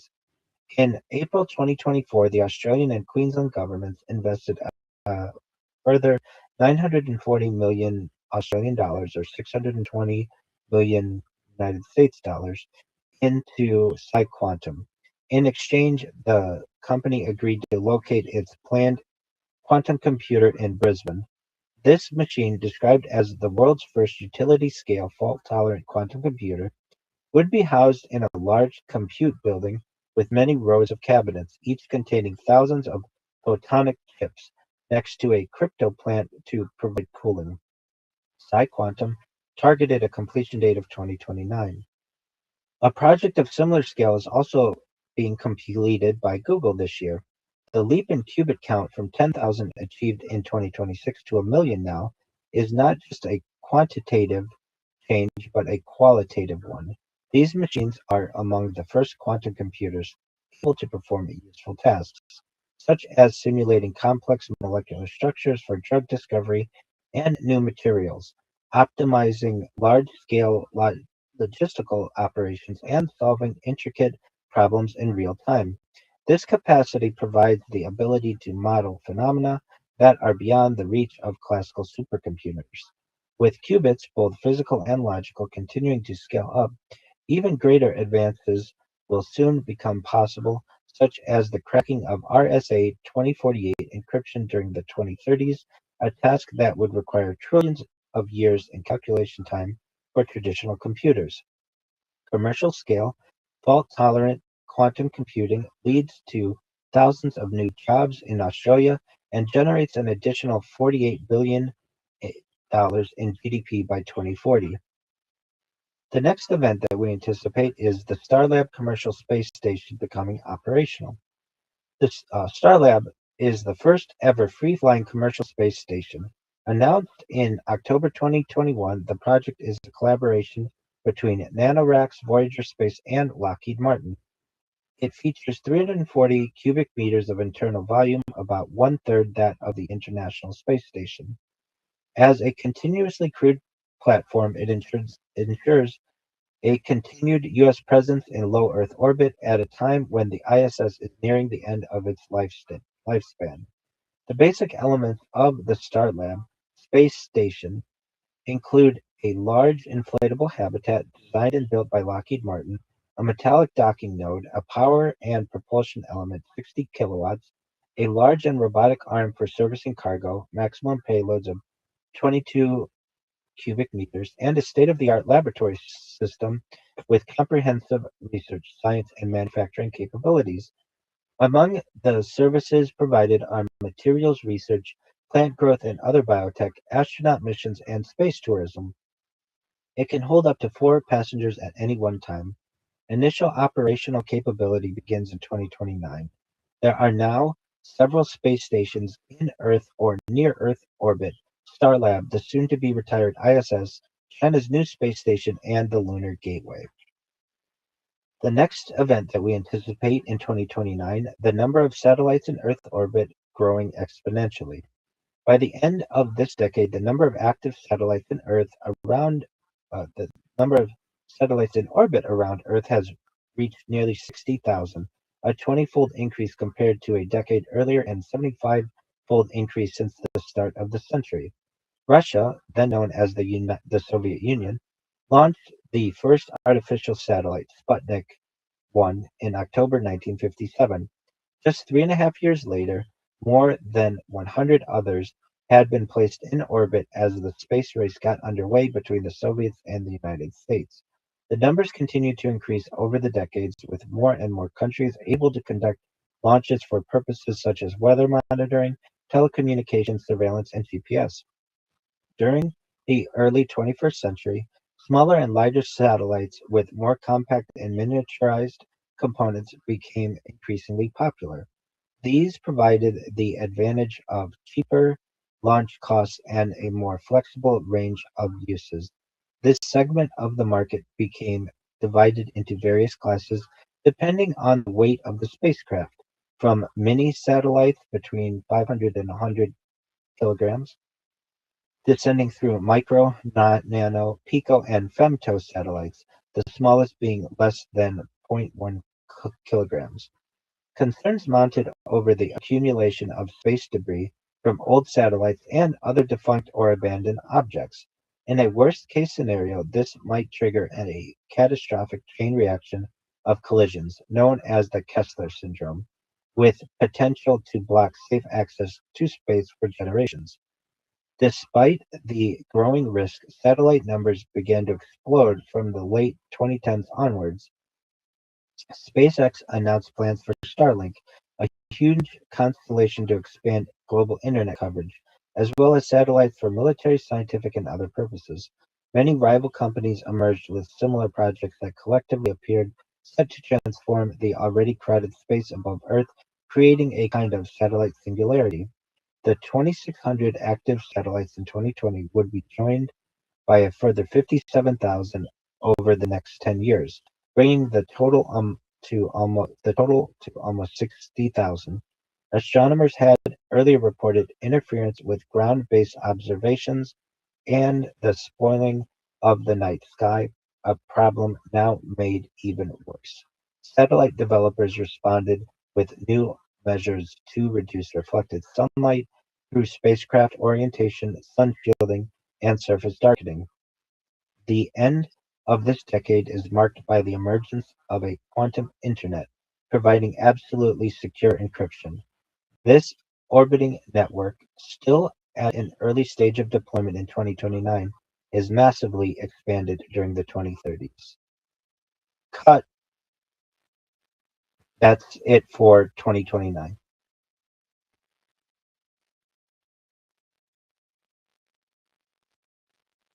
When I say cut, when I say cut, you cut. You recognize that, right? Okay.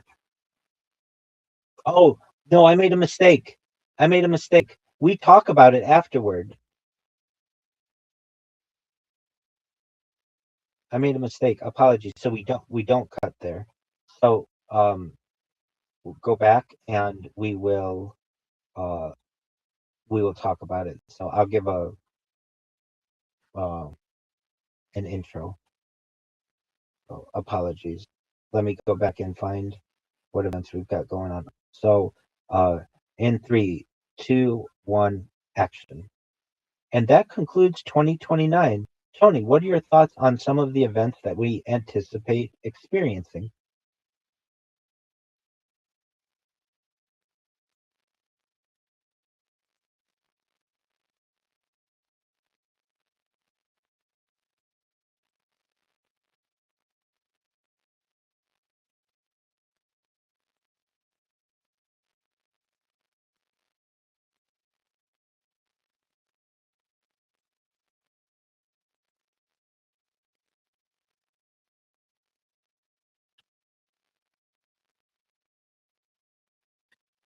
I'm in agreement. Quantum computing will be quite interesting. I'm excited for perhaps the application of gene drives in mosquitoes to avoid many of the unnecessary human deaths that occur, so long as this type of science and technology is used for good. I'm an advocate for it. Some other things that I think will be very interesting, certainly some of the telescopes, including the Giant Magellan Telescope being operational, Starlab being operational, the increase in the amount of satellites that we perhaps will experience on Earth. But you said it perfectly. The quantum computer with 1 million qubits is a really exceptional goal that humanity has. I think really some interesting things are the wreck of the Titanic being decomposed and Jupiter's great red spot disappearing. Jupiter's great red spot was a very identifiable element of Jupiter that will be gone within the next few years. So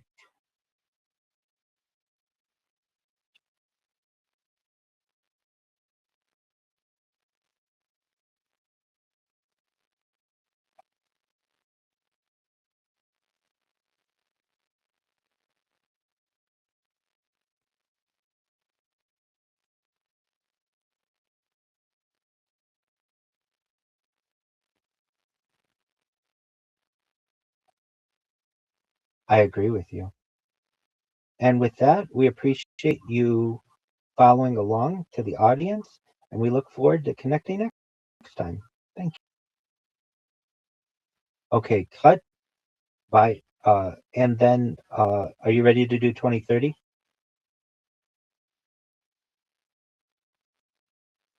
Okay. Yeah, you could see. You definitely could see. That's okay, it happens. All right, so now we're gonna go into our next event. And again, these should get shorter. And this will be the last one we do today. It's not shorter. Okay. Well, you know. I mean, okay, here we go. All right. Are you ready?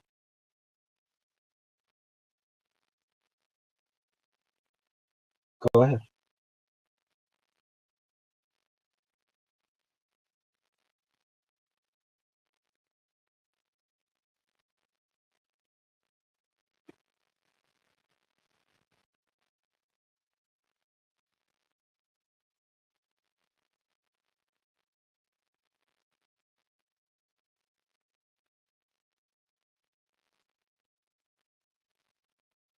I understand. We've been doing it for 90 minutes. It's hard to concentrate that entire time.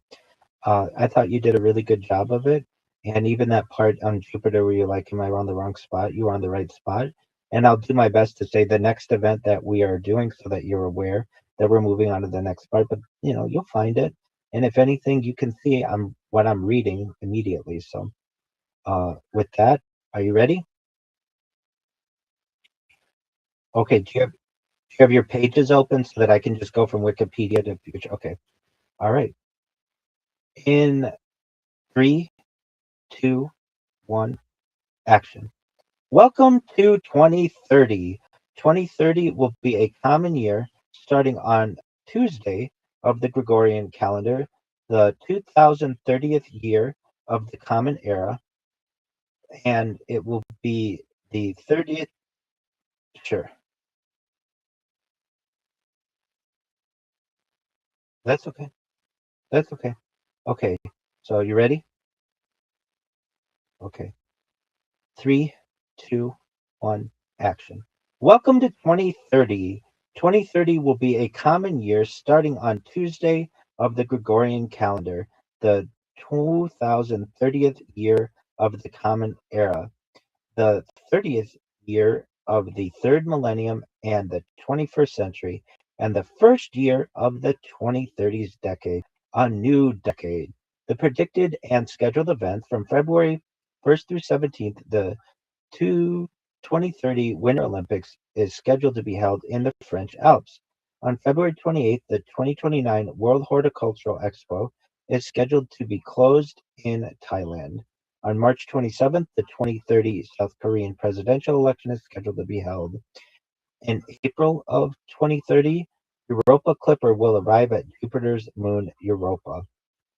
June 8th, through July 21st, the 2030 FIFA World Cup is scheduled to be held in Spain, Portugal, and Morocco, with anniversary match hosts Uruguay, Argentina, and Paraguay.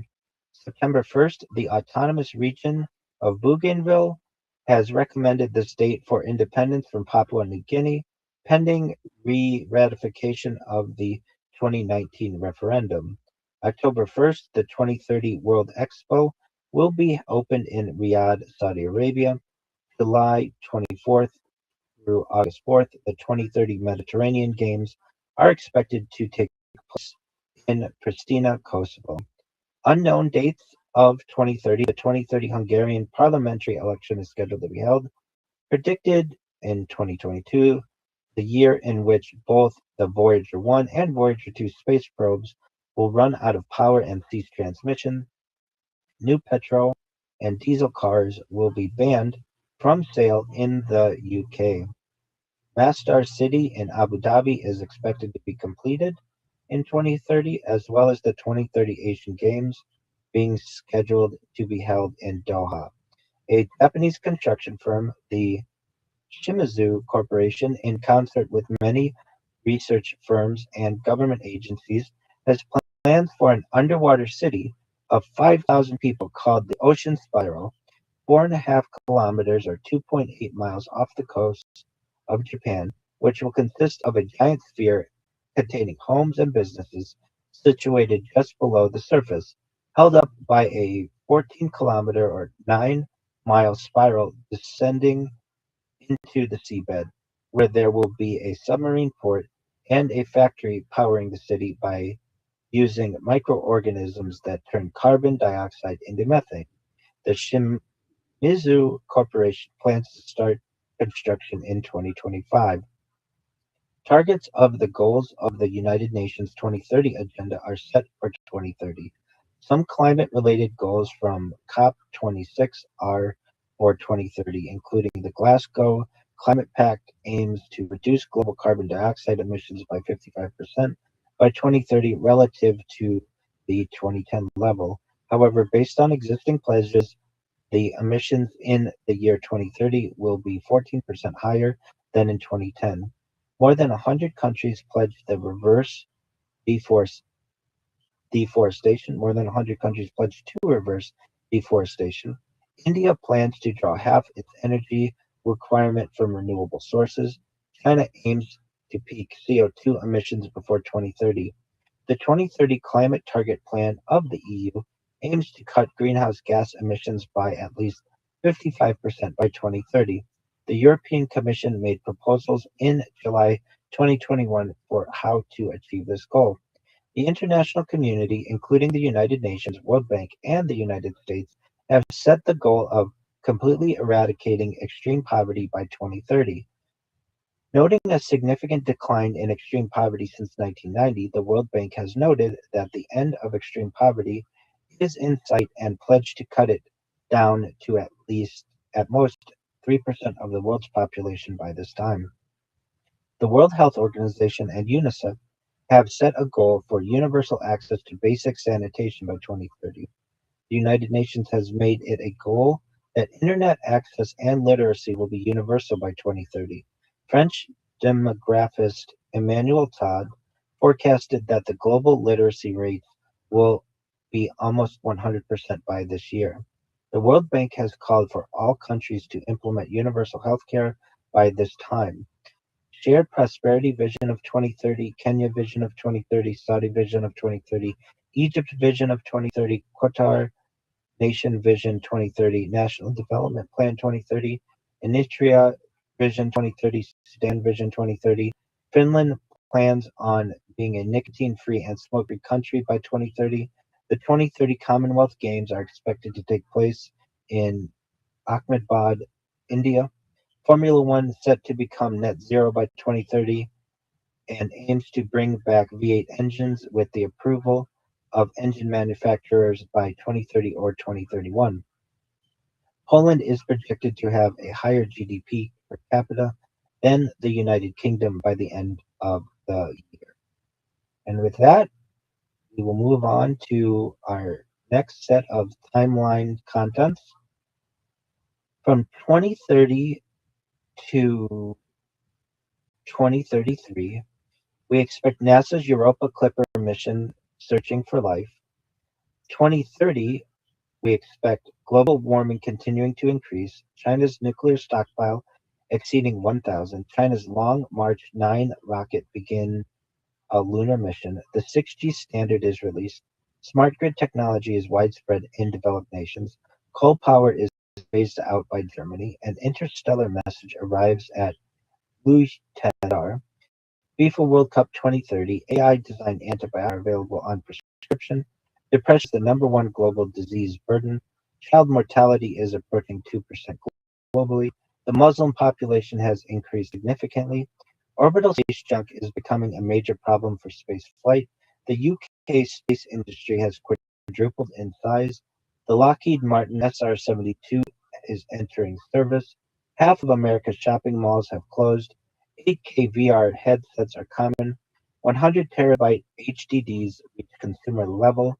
Completion of Saudi Vision 2030. The High Luminosity Large Hadron Collider enters operation, and the entire ocean floor is mapped. And with that, we'll start 2030 to 2033. NASA's Europa Clipper mission searches for life. The Europa Clipper is a NASA probe sent to study Europa, the smallest of the four Galilean moons orbiting Jupiter. As a flagship class mission, it is among the costliest and most capable science spacecraft to be launched in the agency's history. The uncrewed spacecraft departs from Earth in October 2024 aboard a Falcon Heavy during a 21-day launch window. It utilizes gravity assist from Mars in February 2025 and Earth in December 2026 before arriving at Europa in April 2030.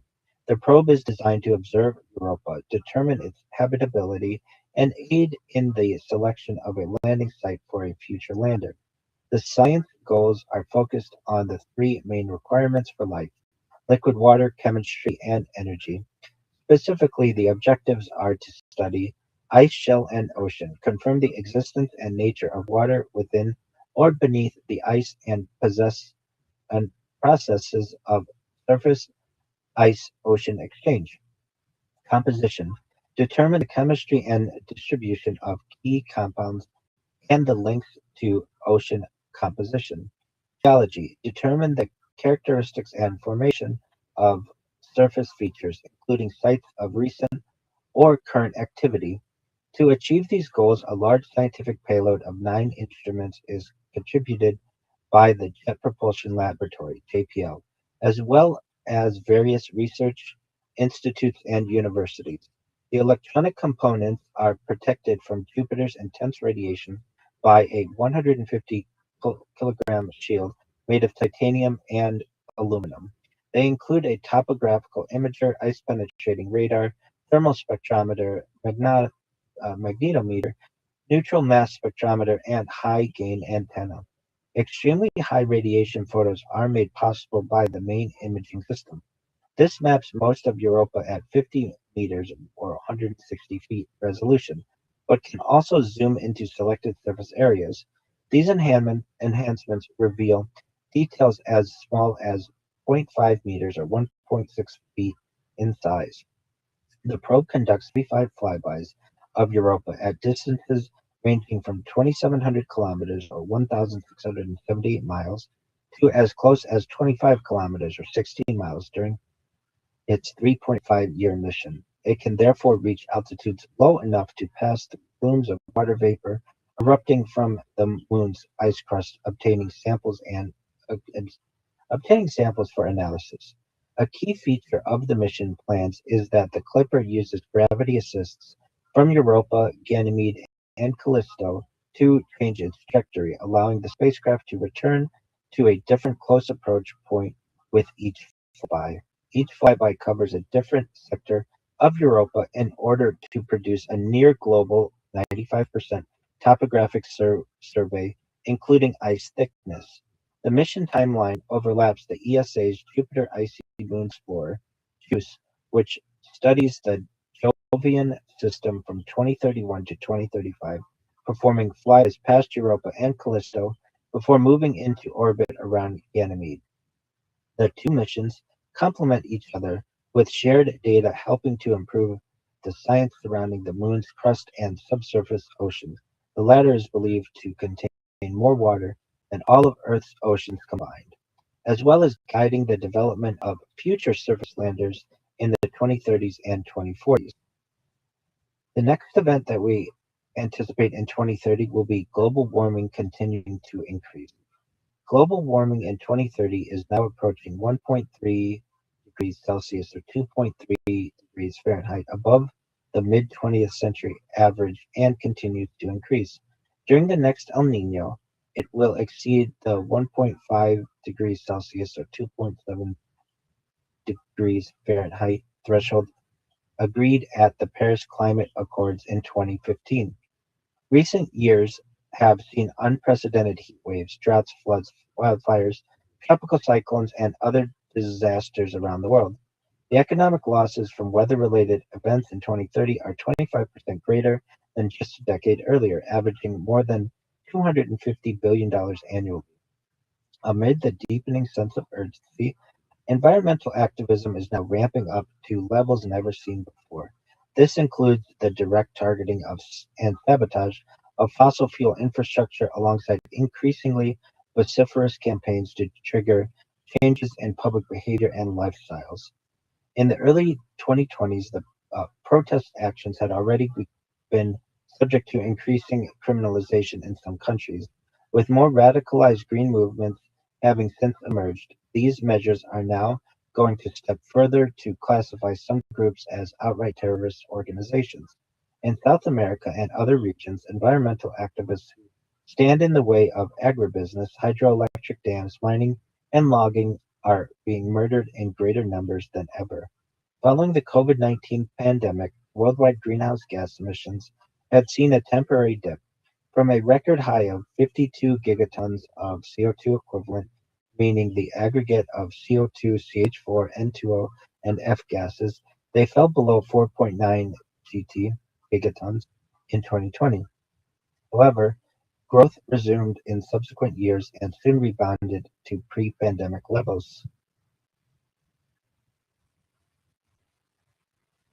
I am I am reading about. I'm not there yet. I'm higher up. Yeah, that's where I am.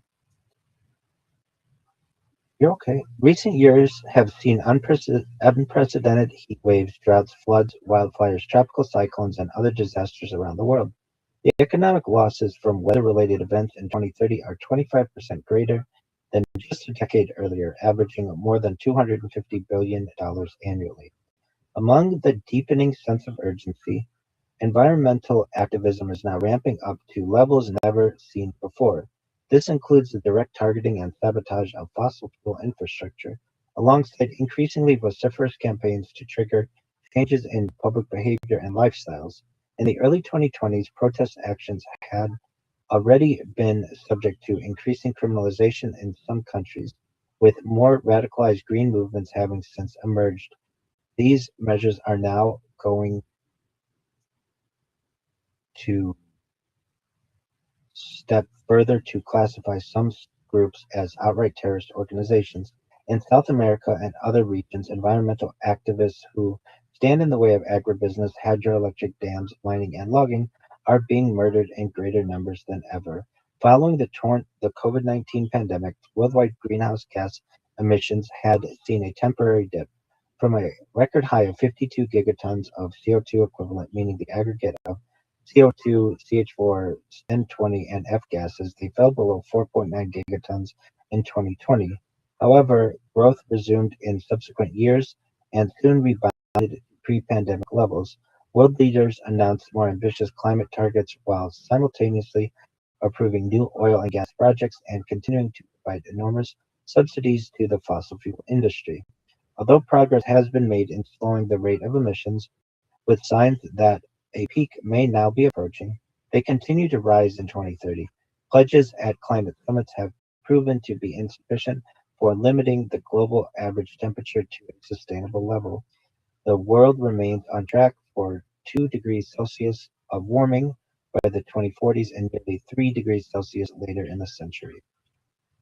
The decarbonization of the world's various economic sectors has been uneven. Some areas have seen exponential improvement, such as the rapid adoption of solar PV, wind power, electric vehicles, and charging stations.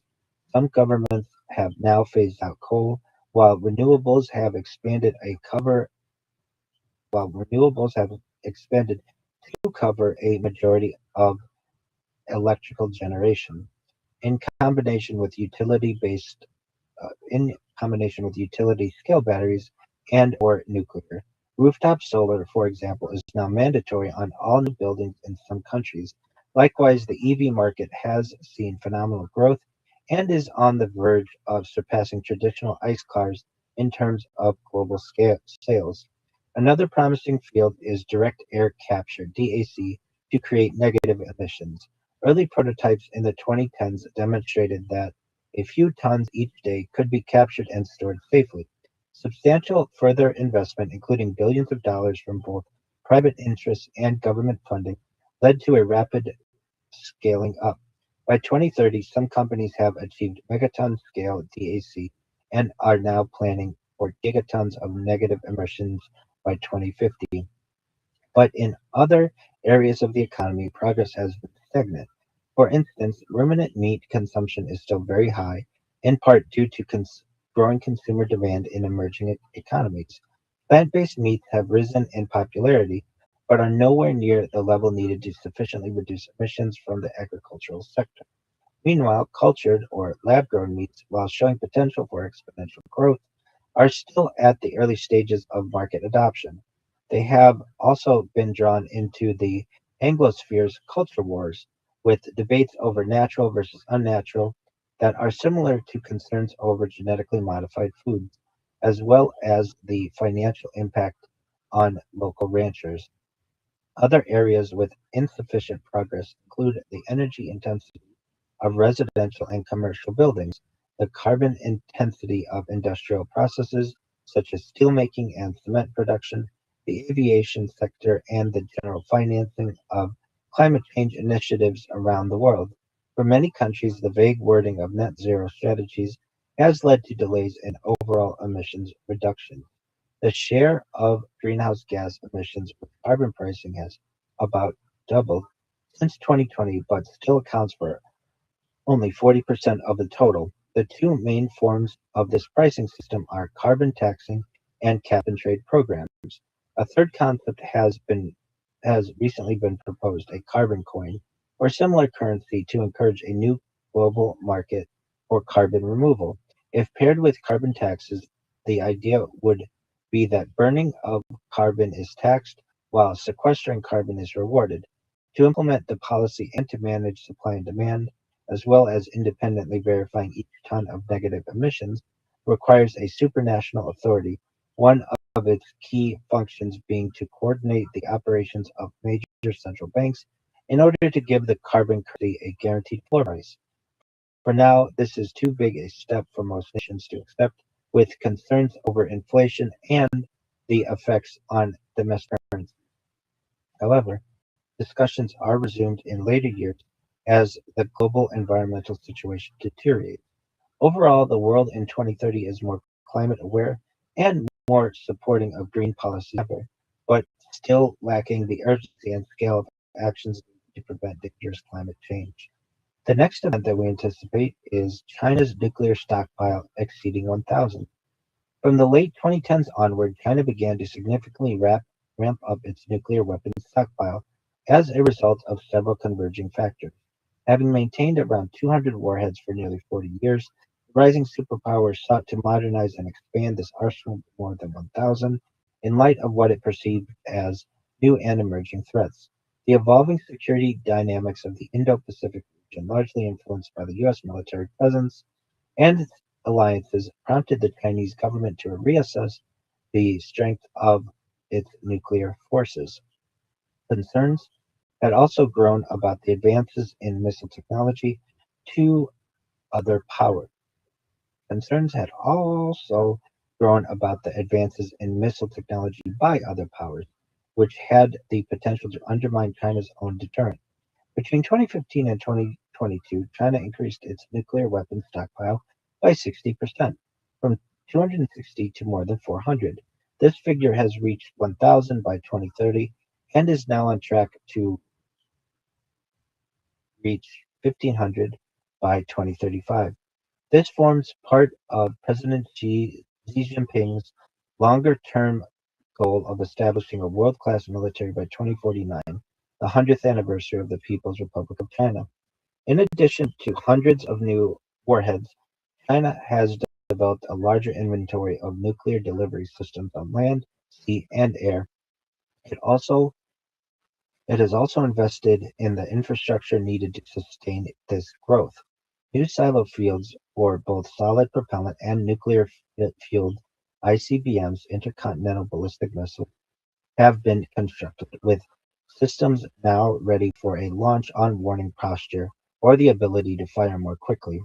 This rapid escalation in nuclear capabilities has heightened the existing tensions between China and its neighbors, notably India, Japan, and Taiwan. These and other nations in the Asia Pacific, concerned about the strategic vulnerability, are pursuing their own military enhancements. The United States, in turn, faces new challenges in maintaining strategic stability in the region. Washington's commitments to its allies are being tested, and it must balance deterrence with efforts to prevent an all-out arms race. China's expanded arsenal is complicating arms control negotiations, which now have an account which now have to account for a tripartite dynamic involving the US, Russia, and China.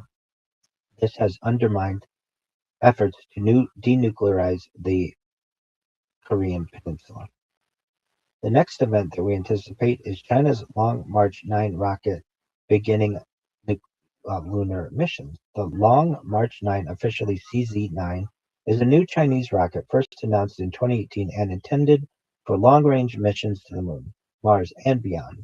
With a payload capacity of 140,000 kilograms to low Earth orbit (LEO) and 500,000 kilograms to translunar injection, it ranks among the largest rockets ever built, one of the very few appearing in the Super Heavy Lift launch vehicle class. The Long March 9 is a three-stage rocket core having a diameter of 10 meters, surrounded by a cluster of four engines, comparable in size to NASA's retired Saturn V. This huge rocket is specifically designed to expand China's capabilities beyond Earth and deeper into space. Sitting atop the rocket is a next-generation lunar-capable spacecraft with capacity for up to 6 astronauts. The Long March 9 completed feasibility studies in 2021 and received government approval that same year. The 14th Five-Year Plan (2021 to 2025) enabled it to proceed to the next stage of development. By 2030, a maiden test flight has occurred, and the launch vehicle is being prepared for use in lunar missions. Following additional test flights, China lands its first astronauts on the Moon in the early part of this decade. This is taking place alongside similar efforts by the United States, which now has its own lunar-capable rocket, NASA's Space Launch System, as well as commercial ventures such as SpaceX and Blue Origin. The two nations, having been engaged in a second space race for the last 2 decades, are now finally seeing the fruits of their long-term research and development.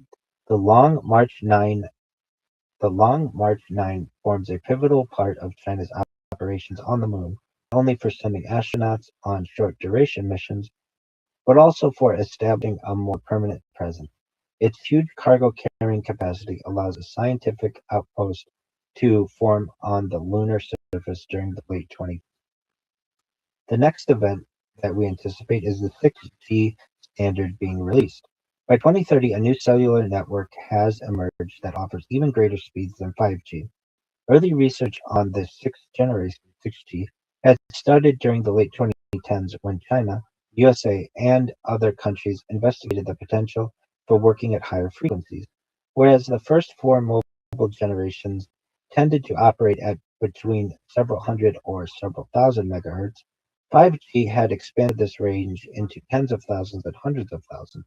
A revolutionary technology at the time, it allowed vastly improved bandwidth and lower latency. However, it was not without its problems, as exponentially growing demand for wireless data transfer put ever-increasing pressure on service providers, while even shorter latencies were required for certain specialist and emerging applications. This led to development of 6G, based on frequencies ranging from 100 gigahertz to 1 terahertz and beyond. A tenfold boost in data transfer rates would mean users enjoying terabits per second. Uh, Furthermore, improved network stability and latency achieved with AI and machine learning algorithms could be combined with even greater geographical coverage. The Internet of Things, already well established during the 2020s, now had the potential to grow by further orders of magnitude and connect not billions but trillions of objects. Following a decade of research and testing, widespread adoption of 6G occurs in the 2030s. However, a telecommunications are now reaching a plateau in terms of progress, as it becomes extremely difficult to extend beyond the terahertz range. These limits are eventually overcome, but require wholly new approaches and fundamental breakthroughs in physics. The idea of a seventh standard, 7G, is also placed in doubt by several emerging technologies that support the existing wireless communications, making future advances iterative rather than generational. The next event that we expect is smart grid technology being widespread in developed nations. In prior decades, the disruptive effects of energy shocks, alongside ever increasing demands of growing and industrializing populations, were putting strain on the world's power grids. Blackouts occurred in the regions, with consumers becoming more and more conscious of their use and taking measures to either monitor and or cut back their consumption. This already precarious situation was exacerbated by the relatively ancient infrastructure in many countries. Much of the grid at the beginning of the first century was extremely old and inefficient, losing its available electricity during transmission and usage. A convergence of uh, political, social, and environmental issues forced governments and regulators to finally address this problem.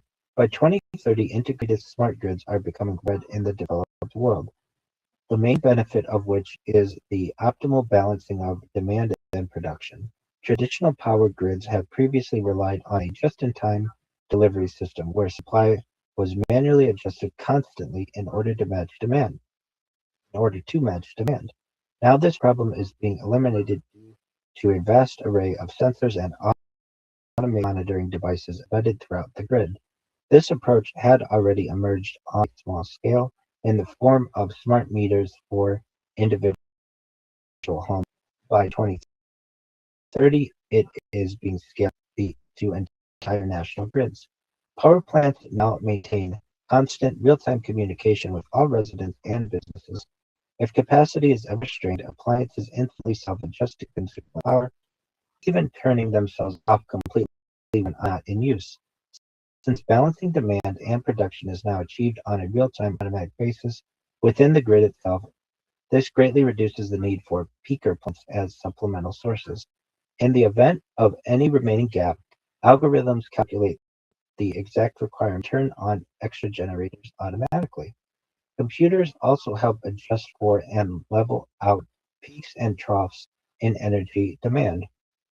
Sensors in the grid can detect precisely when and where consumption is highest.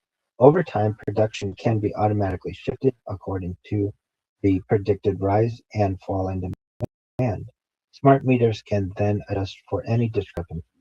Another benefit of this approach is allowing energy providers to raise electricity prices to experience high consumption, helping to flatten out the grid more reliable overall, since it reduces variables that need to be accounted for. Yet another advantage of the smart grid is the capacity for bidirectional flow. In the past, power transmission could only be done in one direction. Today, a proliferation of local generation, such as photovoltaic panels and fuel cells, means that energy production is much more decentralized. Smart grids now take into account homes and businesses which can add their own surplus electricity to the system, allowing transmitted in both directions through power lines. This trend of redistribution and localization is also making large-scale renewables more viable, since the grid is now adaptable to the intermittent power output of solar and wind. On top of this, smart grids are also designed with multiple full load-bearing transmission routes. This way, if a transmission line causes a blackout, sensors instantly locate the damaged area while electricity is rerouted to the affected area. Crews no longer need to invent multiple transformers to isolate a problem, and blackouts are reduced at all. This also prevents any kind of domino effect from setting off a rolling blackout. This new Internet of Energy is far more sustainable, efficient, and reliable. Energy costs are reduced the way for a while paving the way to a post-carbon economy. Countries that quickly adopt smart grids are better protected from oil shocks, while greenhouse gas emissions are reduced by almost 20% in some nations. As the shift to clean energy continues, this situation will only improve, expanding to even larger scales.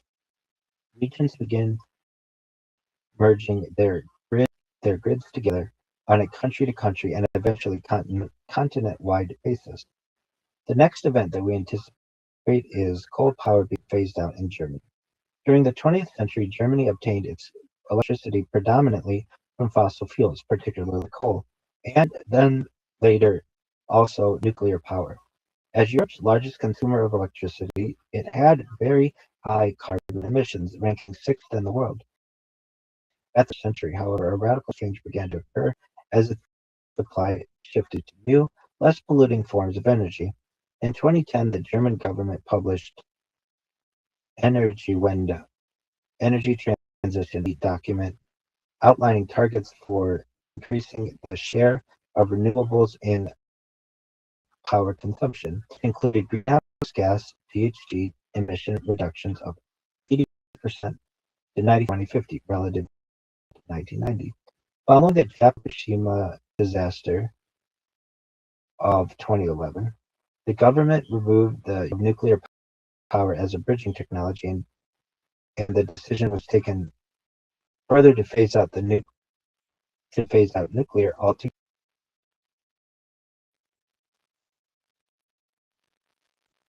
We are on coal power being phased out by Germany.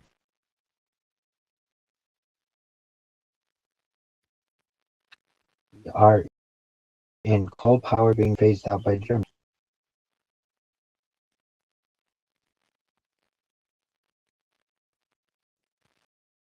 You need to.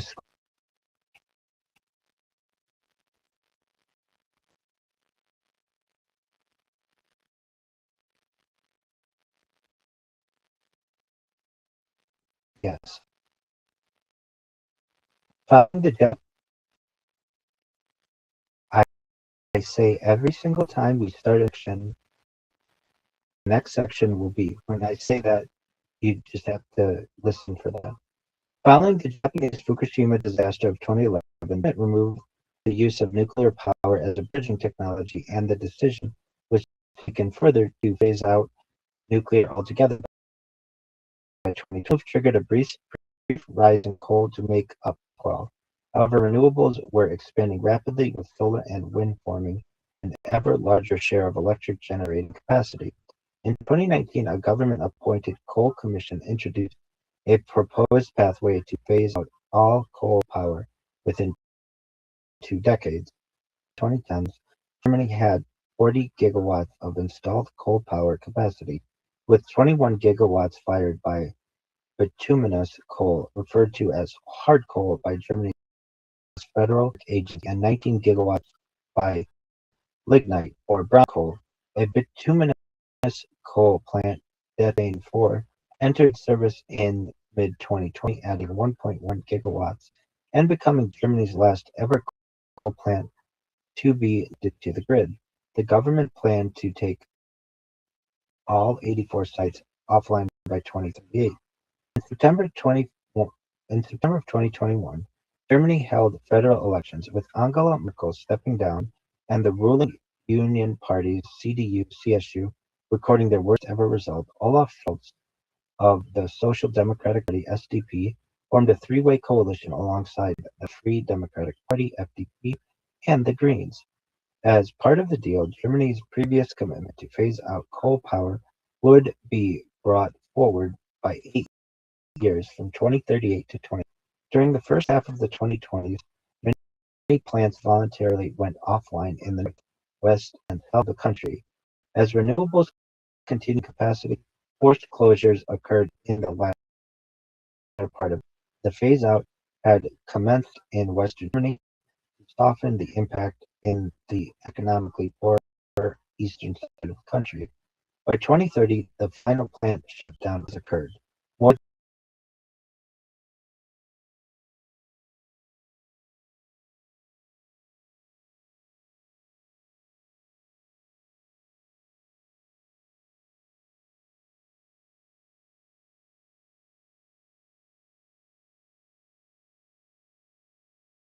than 80% of Germany's electricity is now for wind power. Around 15 million of Germany's cars are now electric, as the European Union nears its target of new cars with internal combustion engines by 2035. Germany continues to make progress reducing greenhouse gas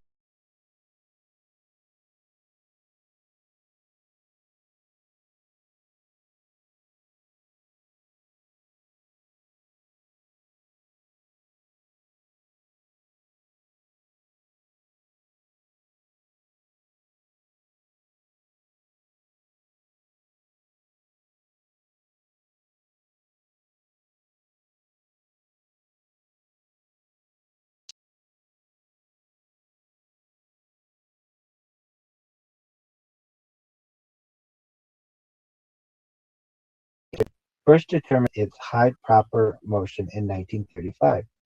Pluton's star is 1/4 the mass of the Sun and has 35% of the radius. In March 2017, two planets were discovered orbiting Pluton's star. The outer planet, GJ273b, was a super-Earth with 2.9 Earth masses and found to be lying in the habitable zone with potential for liquid water on the surface. The inner planet, GJ270c, had 1.2 Earth masses, but orbited much closer, with an orbital period of only 4.7 days. In October 2017, a project known as Sonar Calling GJ270 was initiated.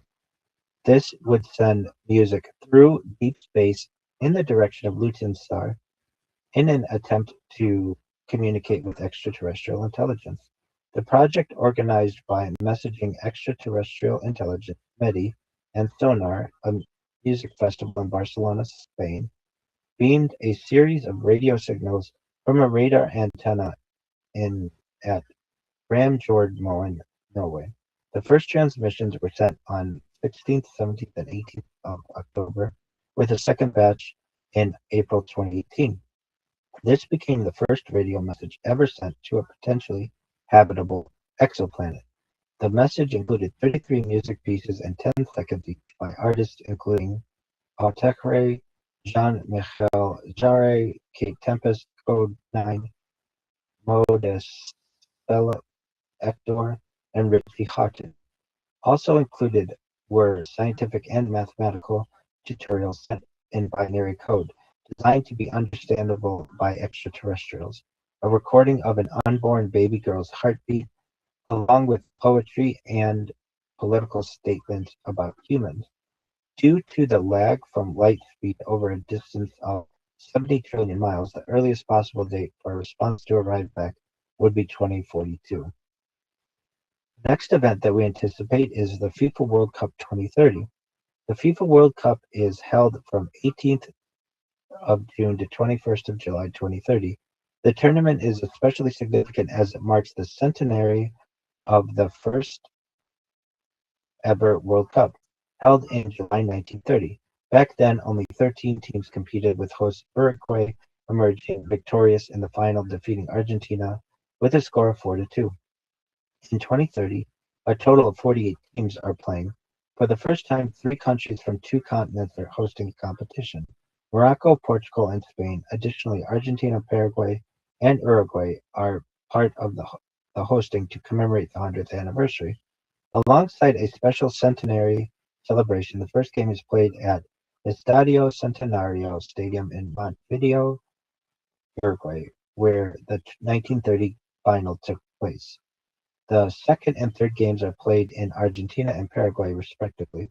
The rest of the games and the opening ceremony are held in Morocco, Portugal, and Spain. The 2030 World Cup, while undoubtedly a historic and much celebrated event, faces logistical challenges due to its geographic spread.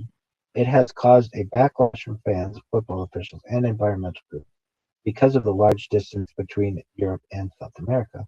This requires considerable plane travel, increases the carbon footprint of FIFA, and means that players have only a short amount of rest after traveling back to the main hosts in Iberia and Morocco.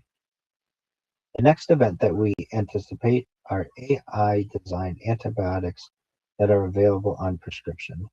During the late 2010s and early 2020s, artificial intelligence (AI) became an increasingly powerful tool for medical research, demonstrating potential and expediting the drug discovery process. Deep learning algorithms grew rapidly in capability, analyzing huge data sets to predict the likely effectiveness of millions of chemical compounds. This began to significantly reduce both the time and costs involved in the initial stages of research. Antibiotic resistance had emerged as a serious and worsening threat to public health. Absent new treatments such as bacteria and superbugs, the world faced a more than tenfold increase in deaths from these infections, potentially surpassing cancer to reach 10 million a year by 2050. In 2020, a team at the Massachusetts Institute of Technology (MIT) used an in silico deep learning approach to identify a powerful new antibiotic compound named halicin after the fictional AI Hal from 2001: A Space Odyssey. The algorithm, trained on a data set of about 2,500 molecules, picked out those with greatest potential to kill bacteria using different mechanisms than existing drugs. In laboratory tests, the drug killed many of the world's most problematic disease-causing bacteria, including some strains resistant to all known treatments. It also cleared infections in two different mouse models. Halicin's unusual mechanism of action involved disrupting a bacterial cell's ability to maintain a normal electrochemical membrane gradient, thus inhibiting metabolism and resulting in cell death. In 2023, researchers from MIT, in collaboration with McMaster University, used AI to develop another new compound. This time, the training data set involved 7,500 molecules, halicin, the triple the number of halicin. The resulting drug, called Abalkin, showed effectiveness against Actinidobacter baumannii, one of three superbugs identified by the World Health Organization as a critical threat to humanity. Its mode of action involved inhibiting lipoprotein transport. Researchers believe that its precision would make it harder for drug-resistant bacteria to emerge and could lead to fewer side effects. Further testing in the laboratory led to even more potent versions of both halicin and abalkin, followed by clinical trials. These and other drugs began to emerge as a promising solution to antibiotic resistance.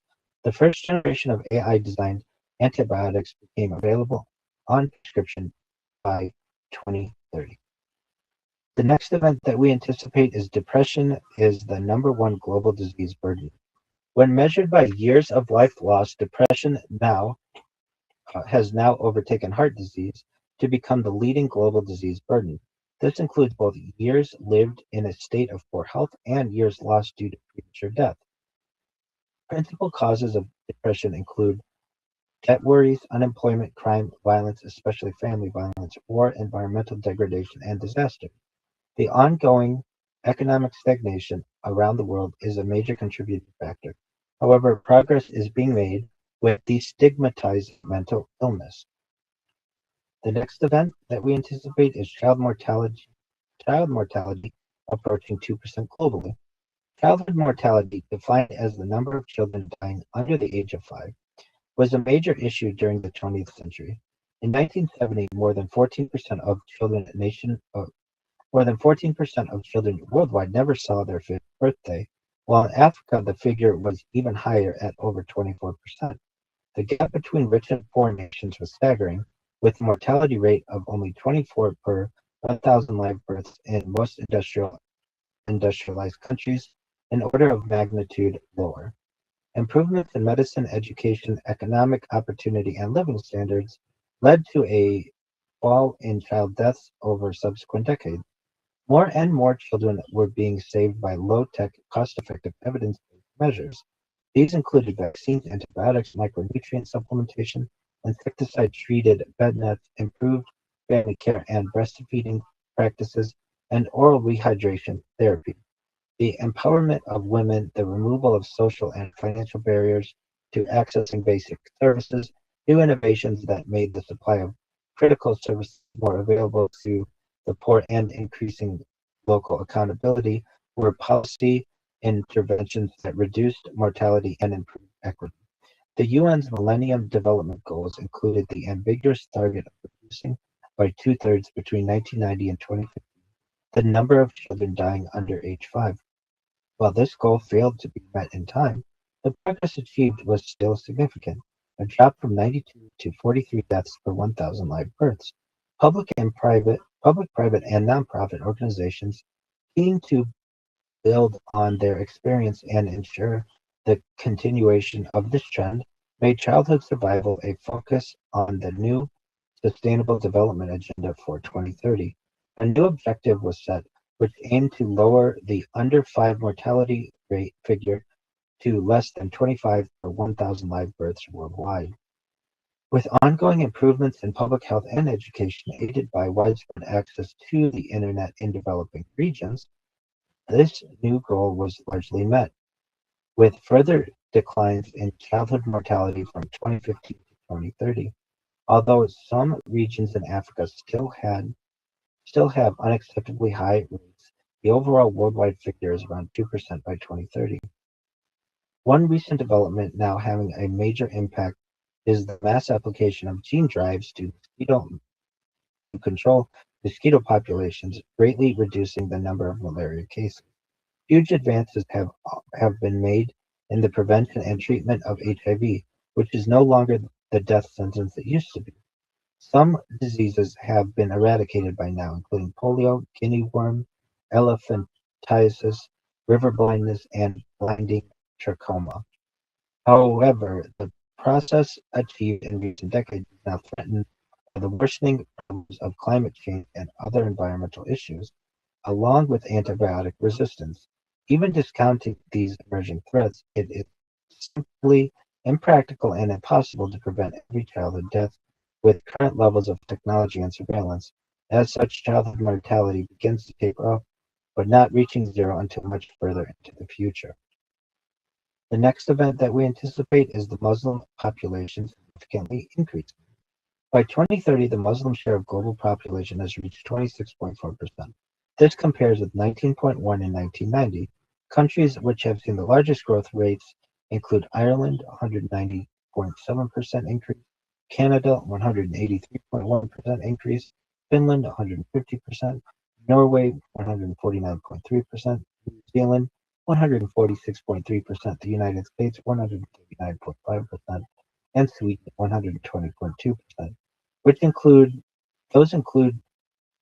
those which have experienced the biggest falls include Lithuania, negative 33.3%, Moldova, negative 13.3%, Belarus, negative 10.5%, Japan, negative 7.6%, Guyana, -7.3%, Poland, -5%, and Hungary, -4%. A number of factors have driven this trend. Firstly, Muslims have higher fertility rates, more children per woman than non-Muslims. Secondly, a larger share of the Muslim population has entered or is entering the prime reproductive years, ages 15 to 29. Thirdly, health and economic gains in Muslim-majority countries have resulted in greater than average declines in childhood and infant mortality rates, with life expectancy improving faster too. Despite an increasing share of the population, the overall rate of growth for Muslims has begun to slow when compared with earlier decades. Later this century, both Muslim and non-Muslim numbers will approach a plateau as the global population stabilizes. The spread of democracy and improved access to education are emerging as major factors in these slowing fertility rates, though Islam has yet to undergo the sort of renaissance and reformation that Christianity went through. Sunni Muslims continue to make up the overwhelming majority, 90% of Muslims in 2030. The portion of the world's Muslims who are Shia has declined significantly, mainly because of relatively low fertility in Iran, where more than a third of the world's Shia Muslims live. The next event that we anticipate is orbital space junk is becoming a major problem for spaceflight. Space junk, debris left in orbit from human activities, has been steadily building in low Earth orbit for more than 70 years. It is made up of everything from spent rocket stages to defunct satellites to debris left over from accidental collisions. The size of space junk can reach up to several meters, but is most often minuscule particles such as metal shavings and paint flecks. Despite their small size, such pieces of debris often sustain of 30,000 miles per hour, easily fast enough to deal significant damage to a spacecraft. Satellites, rockets, and space stations, as well as astronauts conducting spacewalks, have all had to cope with the increasing damage caused by collisions with these particles. One of the biggest issues is One of the biggest issues with space junk is the fact that it grows exponentially. This trend, along with the increasing number of countries entering space, has made orbital collisions happen almost regularly in recent years. The newest spacefaring nations have been particularly affected. Events similar to the 2009 collision of US Iridium and Russian Cosmos satellites have raised fears of the so-called Kessler syndrome. This scenario is where space junk reaches a critical mass, triggering a chain reaction of collisions until virtually every satellite and man-made object in an orbital band has been reduced to debris. Such an event could destroy the global economy and render future space travel almost impossible. By 2030, the amount of space junk in orbit has tripled compared to 2011. Countless millions of fragments can now be found at various levels of orbit. A new generation of shielding for spacecraft and rockets is being developed, along with tougher and more durable spacesuits for astronauts. This includes the use of self-healing nanotechnology materials, though expenses are too high to outfit everything. Larger chunks of debris have also been impacting Larger chunks of debris have also been impacting on Earth itself more frequently. Though most land in ocean, since the planet's surface is 70% covered in water, a few crash on land, necessitating early warning systems for people in affected areas. Increased regulation has begun to mitigate the growth of space debris. Increased regulation has begun to mitigate the growth of space debris, while better shielding and repair technology has reduced the frequency of damage. Increased computing power and tracking systems are also helping to predict the path of debris and instruct spacecraft to avoid the most dangerous areas. Options to physically move debris are also being deployed, including nets and harpoons fired from small satellites, along with ground-based lasers that can push junk into decaying orbits so it burns up in the atmosphere. Despite this, space junk remains an expensive problem for now. The next event that we anticipate is the UK space industry quadrupling in size. In 2010, the UK government established the United Kingdom Space Agency, UXA, UKSA. This replaced the British National Space Centre and took over responsibility for key budgets and policies on space exploration, representing the country in all negotiations on space matters and bringing together all civil space activities under one single management. By 2014, the UK's thriving space sector was contributing over £9 billion or $15.2 billion to the economy each year and directly employing 29,000 people with an average growth rate of almost 7.5%. Recognizing its strong potential, the government backed plans for a fourfold expansion of the industry. New legal frameworks allowed a spaceport to be established in the UK, triggering growth of space tourism, launch services, and other high-tech companies. By 2030, the UK has become a major player in the space industry with a global market share of 10%. Having quadrupled in size, the space industry now contributes £40 billion or $67 billion a year to the economy and has generated over 100,000 new high-skilled jobs. The UK has significantly increased its leadership and influence in crucial areas like satellite communications, Earth observation, disaster relief, and climate change monitoring. The growth of space-based products and services means the UK is now among the first 100% broadband-enabled countries in the world. This has also reduced the cost of delivering government services to all citizens, regardless of their location. The next event that we anticipate is the Lockheed Martin SR-72 entering service. The SR-72 is an unmanned hypersonic aircraft intended for intelligence, surveillance, and reconnaissance. Developed by Lockheed Martin, it is the long-awaited successor to the SR-71 Blackbird that was retired in 1998. The plane combines both a traditional turbine and a scramjet to achieve speed of Mach 6, making it twice as fast as the SR-71 and capable of crossing the Atlantic Ocean in under an hour. A scaled demonstrator was built and tested in 2018. This was followed by a full-size demonstrator in 2023 and then entry into service by 2030. The SR-72 is similar in size to the SR-71 at approximately 100 feet or 30 meters long. With an operational altitude of 80,000 feet or 24,300 meters, combined with its the SR-72 is almost impossible to shut down. The next event that we anticipate is half of America's shopping malls closed. For much of the 20th century, shopping malls were an intrinsic part of American culture. At their peak in the mid-1990s, the country was building 140 shopping malls every year.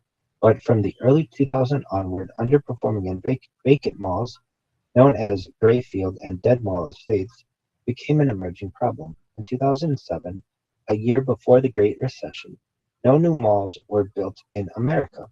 For the first time in half a century, only a single new mall, City Creek Center Mall in Salt Lake City, was built between 2007 and 2012.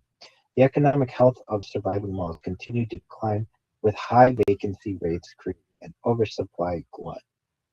A number of changes had occurred in shopping and driving habits. More and more people were living in cities with fewer interested in driving and people in general spending less than before. Tech-savvy millennials in particular had embraced new ways of living. The internet had made it far easier to identify the cheapest products and to order items without having to be physically there in person.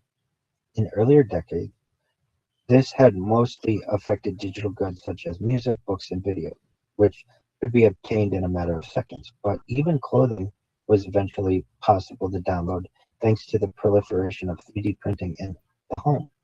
Many of these abandoned malls are now being converted to other uses, such as housing. The next event that we anticipate is 8K VR headsets becoming common. 8K displays amounting to 33 megapixels of resolution per eye are a fairly standard feature of virtual reality VR in 2030. These offer quadruple the pixel count of the best consumer VR products from a decade earlier. Following a long period with little or no activity, the VR industry saw a major revival from around 2015 onward. A prototype of the Oculus Rift and its subsequent commercial releases led to dozens of competitors within a few years, including models with a with better resolution and fields of view (FOV). Having initially been a somewhat expensive and niche form of entertainment, VR declined greatly in cost during the 2020s. The COVID-19 pandemic accelerated its mainstream adoption. By 2030, the quality of VR has improved exponentially. The latest screens now provide breathtaking detail and realism, ultra-low latency, and wide field of view, while a variety of new features are combined to enhance the level of immersion and interactivity still further. For example, for most headsets now include as standard the option for a brain-computer interface to record users' electrical signals, enabling actions to be directed by merely thinking about them. Such technology had already begun to emerge some years previously, but has now improved greatly in terms of speed, accuracy, and ubiquity. Non-invasive sensors placed on the scalp are now far the preferred choice of mainstream BCI brain-computer interface use. However, more advanced options for invasive BCIs have now begun to emerge as the technology shifts from purely clinical uses such as treating paralysis and into business, leisure, and entertainment. Although still at a niche and experimental phase of development, early adopters willing to undergo surgery and have electrodes touching the surface of the brain can use bidirectional links for both reading and writing information to their neocortex. In VR gaming, these more invasive BCIs can increase the level of immersion, tricking the senses in new ways, tricking the senses in ways that bring a player closer to the action. New visual, auditory, and tactile sensations are made possible by stimulating both the motor and visual cortex. These effects are rather limited at this stage and exploited by only the most hardcore gamers, but provide more lifelike ways of interacting with stimulated people, objects, and environments. This decade sees more progress with BCI, brain computer interface technology, as well as the number of electrodes used in the implants grows by leaps and bounds, enabling larger and more complex brain patterns to be recorded and decoded. In addition to gaming, BCIs gain popularity from the enhancement of wellness functions such as for guided meditation and the improvement of sleep quality. At the same time, ethical issues are emerging over consent, privacy, identity, and agency, especially when BCIs are combined with AI. The next event that we anticipate are 100 terabyte HDDs reaching the consumer level. As of 2020, consumer level hard disk drives (HDD) featured capacities up to a maximum of about 18 terabytes, while solid state drives (SSDs) have been available with greater storage sizes for enterprise grade users, as well as faster transfer speed. Traditional hard disk drives remained a relevant and attractive alternative thanks to their much lower costs. With perpendicular magnetic recording (PMR) approaching its limits, even boosted with two-dimensional magnetic recording (TDMR), the capacity of HDDs had seen a reduced rate of growth in the 2010s. However, an innovative technique known as heat-assisted magnetic recording (HAMR) allowed data to be written to much smaller spaces. This provided a major acceleration in storage capability in the 2020s, creating a new paradigm for HDD successive generations, now able to jump in larger steps of 4 terabytes, 6 terabytes, or even 10 terabytes at a time. Although data densities continued to grow rapidly, transfer speeds became an increasingly important consideration. Vast storage volumes needed to be accessible at rates commensurate with their size. To boost the IOPS per terabyte performance of HDDs, multi-actuator drives began to emerge. For example, using two actuators instead of one could almost double throughput. Using two actuators instead of one could almost double throughput. With 50 terabyte consumer level HDDs on sale in 2026, hard drive makers continue to innovate and find ways of making data both smaller and faster, driven by the world's ever-growing demand for storage. By 2030, consumer PCs have access to 100 terabyte hard disk drives, quintupling the figure of a decade earlier. The next event that we anticipate is the completion of Saudi Vision 2030. This year sees the realization of long-term strategic framework by Saudi Arabia intended to reduce the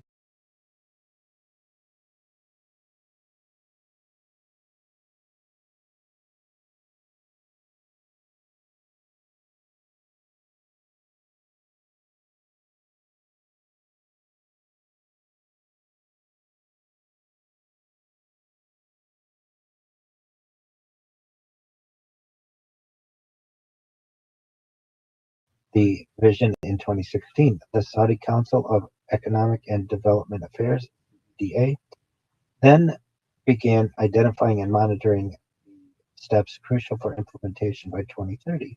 The CEDA established 13 programs called Vision Realization Programs covering the different areas such as energy, finance, housing, quality of life, and transport.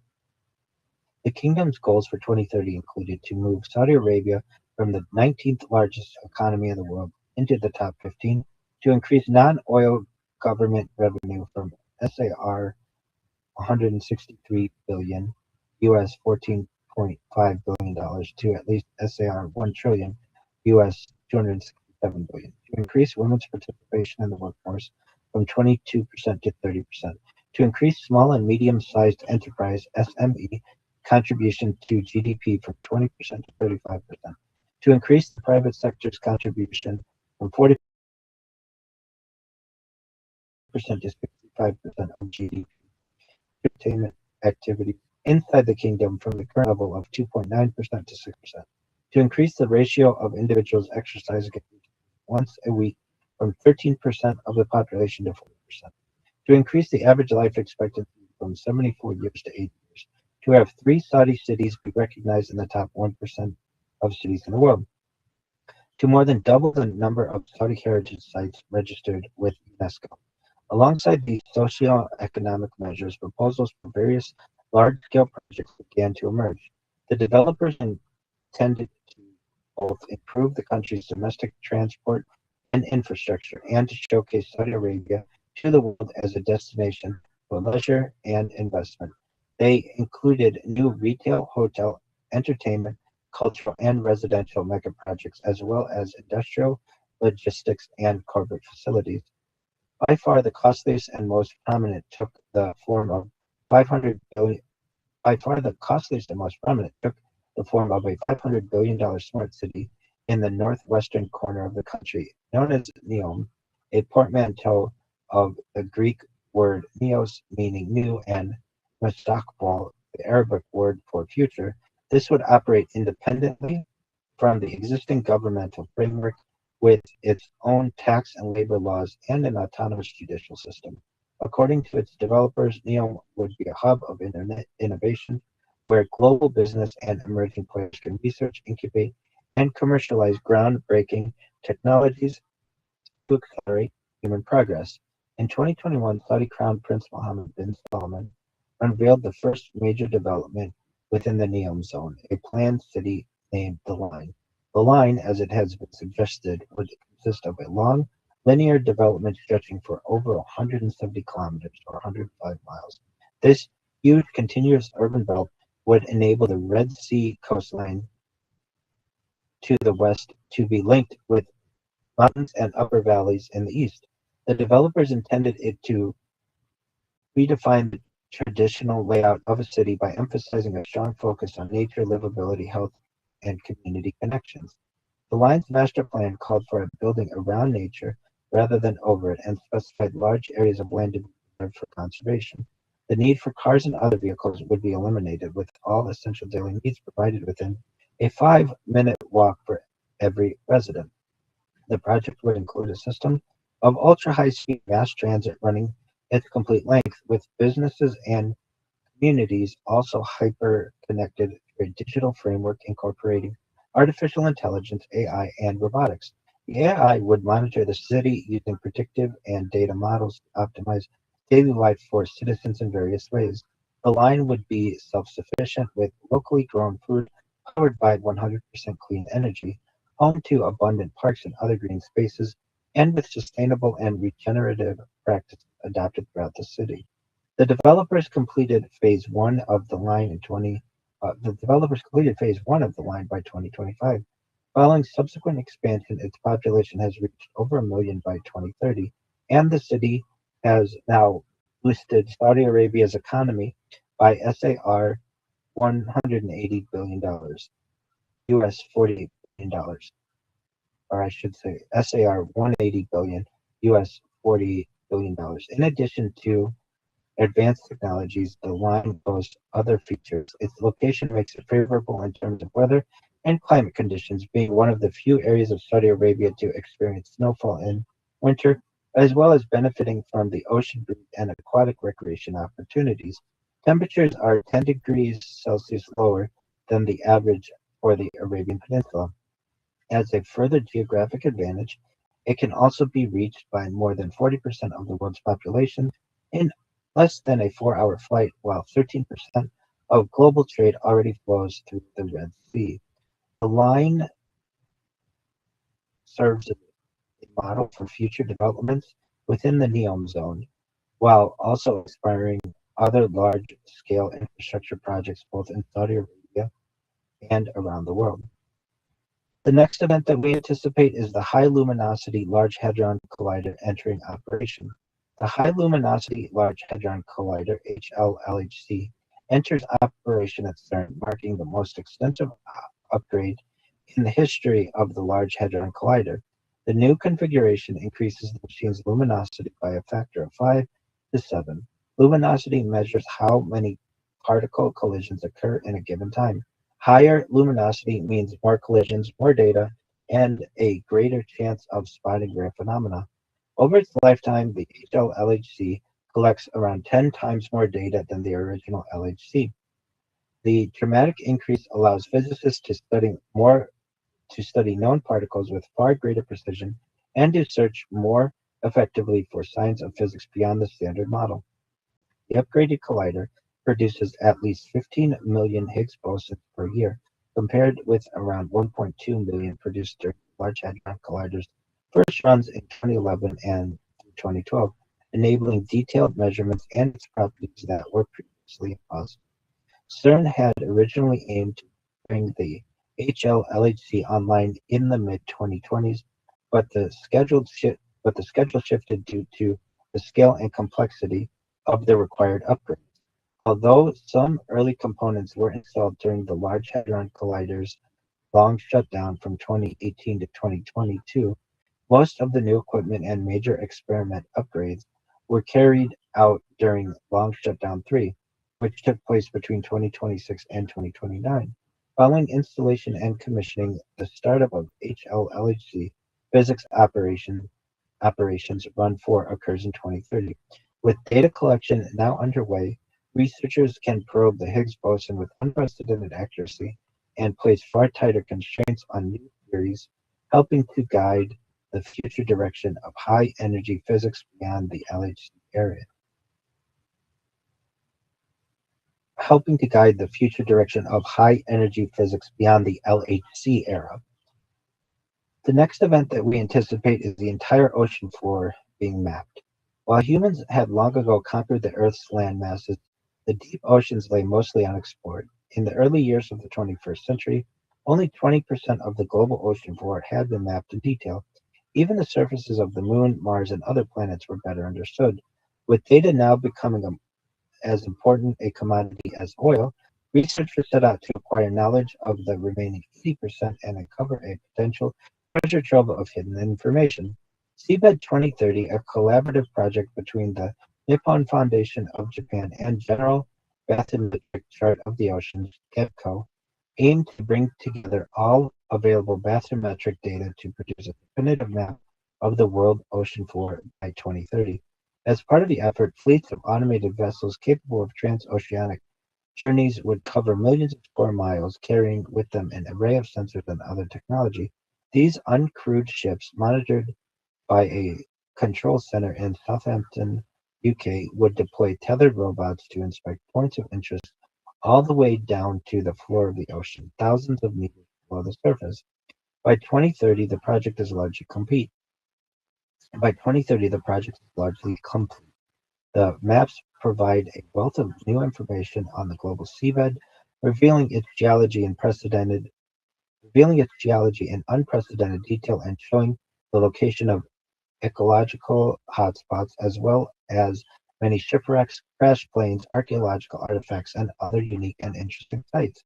Commercial applications include the inspection of pipelines and surveying of bed conditions for telecoms, cables, offshore wind farms, and so on.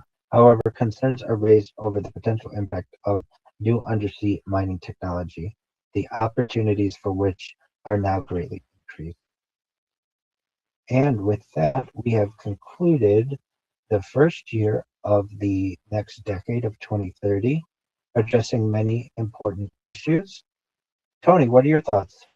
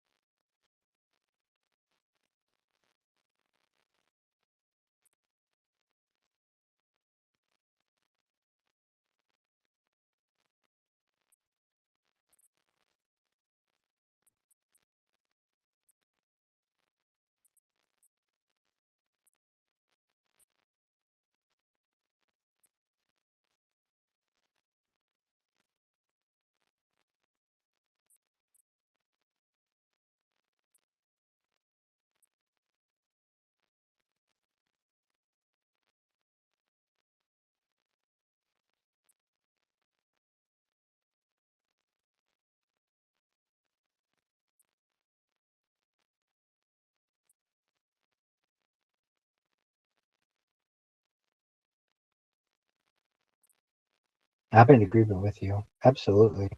Some other things that I find are going to be really interesting as we move into the next decade, child mortality decreasing. Hopefully, we can consider uh, continue to see that 2% child mortality rate being reduced. 6G as a standard being released is quite interesting. I'm always about communication and connectivity, no matter where it is, and I always want faster, better, stronger, uh, more efficient. I'm always generally an advocate of that. Uh, we really see China rising as a leader its global position with its nuclear stockpile exceeding over 1,000 weapons and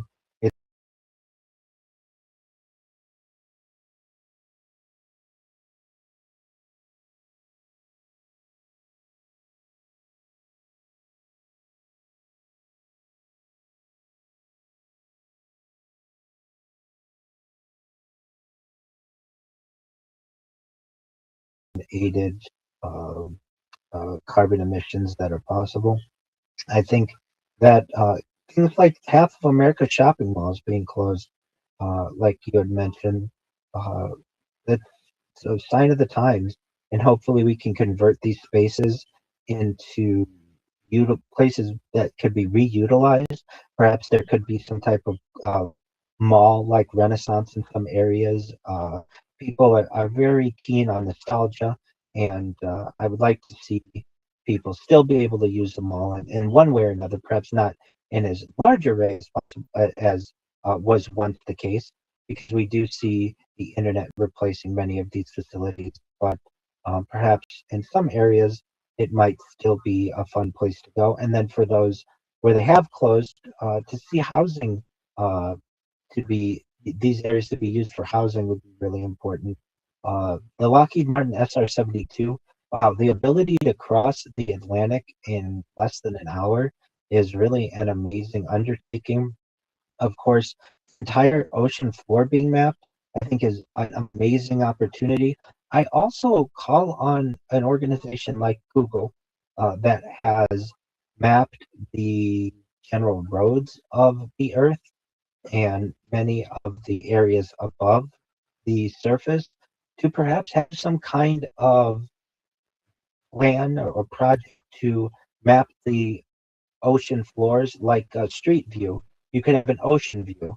You can actually see the the the geology and the topography of the ocean floor from a real time, or at least a real view if you were in, say, a submarine at that depth of the ocean. Other things that I think are going to be interesting are the smart grids, certainly AI designed antibiotics. One really interesting one is depression being the number one global disease burden. And hopefully we're able to develop ways to lessen that. That's unfortunate because in a lot of ways, I would hope that we would be able to control that. But yes, those are some of the events that we anticipate. 8K VR headsets, that'll be really great. 100 terabyte hard disk drives on the consumer level, absolutely. Let's do our best to make these efficient and economical for your average individual. And we really see the rise of Saudi Arabia in many of these discussions alongside China and some of the other emerging industrial powers. With that, do you have anything else to add, Tony?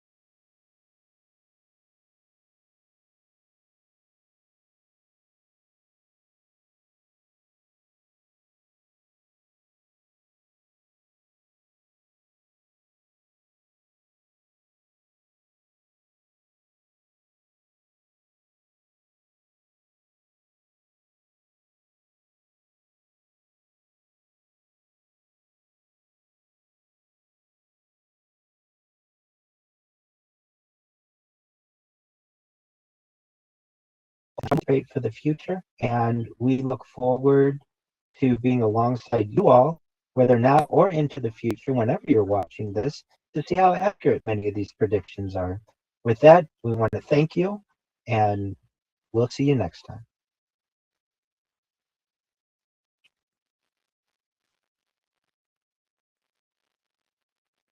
Cut. Okay, that was great. I know that you're tired, and I get that. I am too. Here's what I want to do. Um, if it's okay with you, uh, I know I've got a lot of things going with my computer, so hopefully the amount of time it takes for me to upload this will be shortened. I'm going to create a Google document. You know what a Google Doc is? Okay, and I'm going to share it with you. Do you have a Google account? Okay, so can you email me your Google account and I'll share it with you? And what this will be are the descriptions for every year that we have, as well as I'm going to do my best to put out press releases for each one of these years. And then you can read them and we can make changes to them as needed. How does that sound? Okay, so your um, you're going to email me your whatever your username, or yeah, your Gmail, and then I will share with you the document. And you did get the descriptions for 2027 and 2028 and 2029 and 2030, and I'll just keep making them like that. And yeah, this was really good.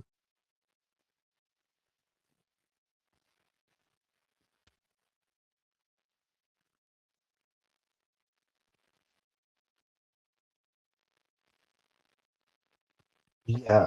What do you mean? Can I leave?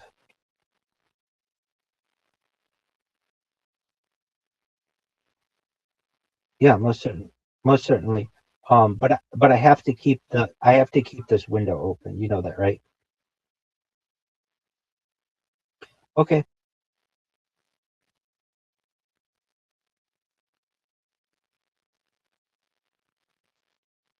I know, and we did a lot today. We did our closing, and we did 2 years, so that's good. All right, excellent. And then if you need me, come to the Discord. Okay.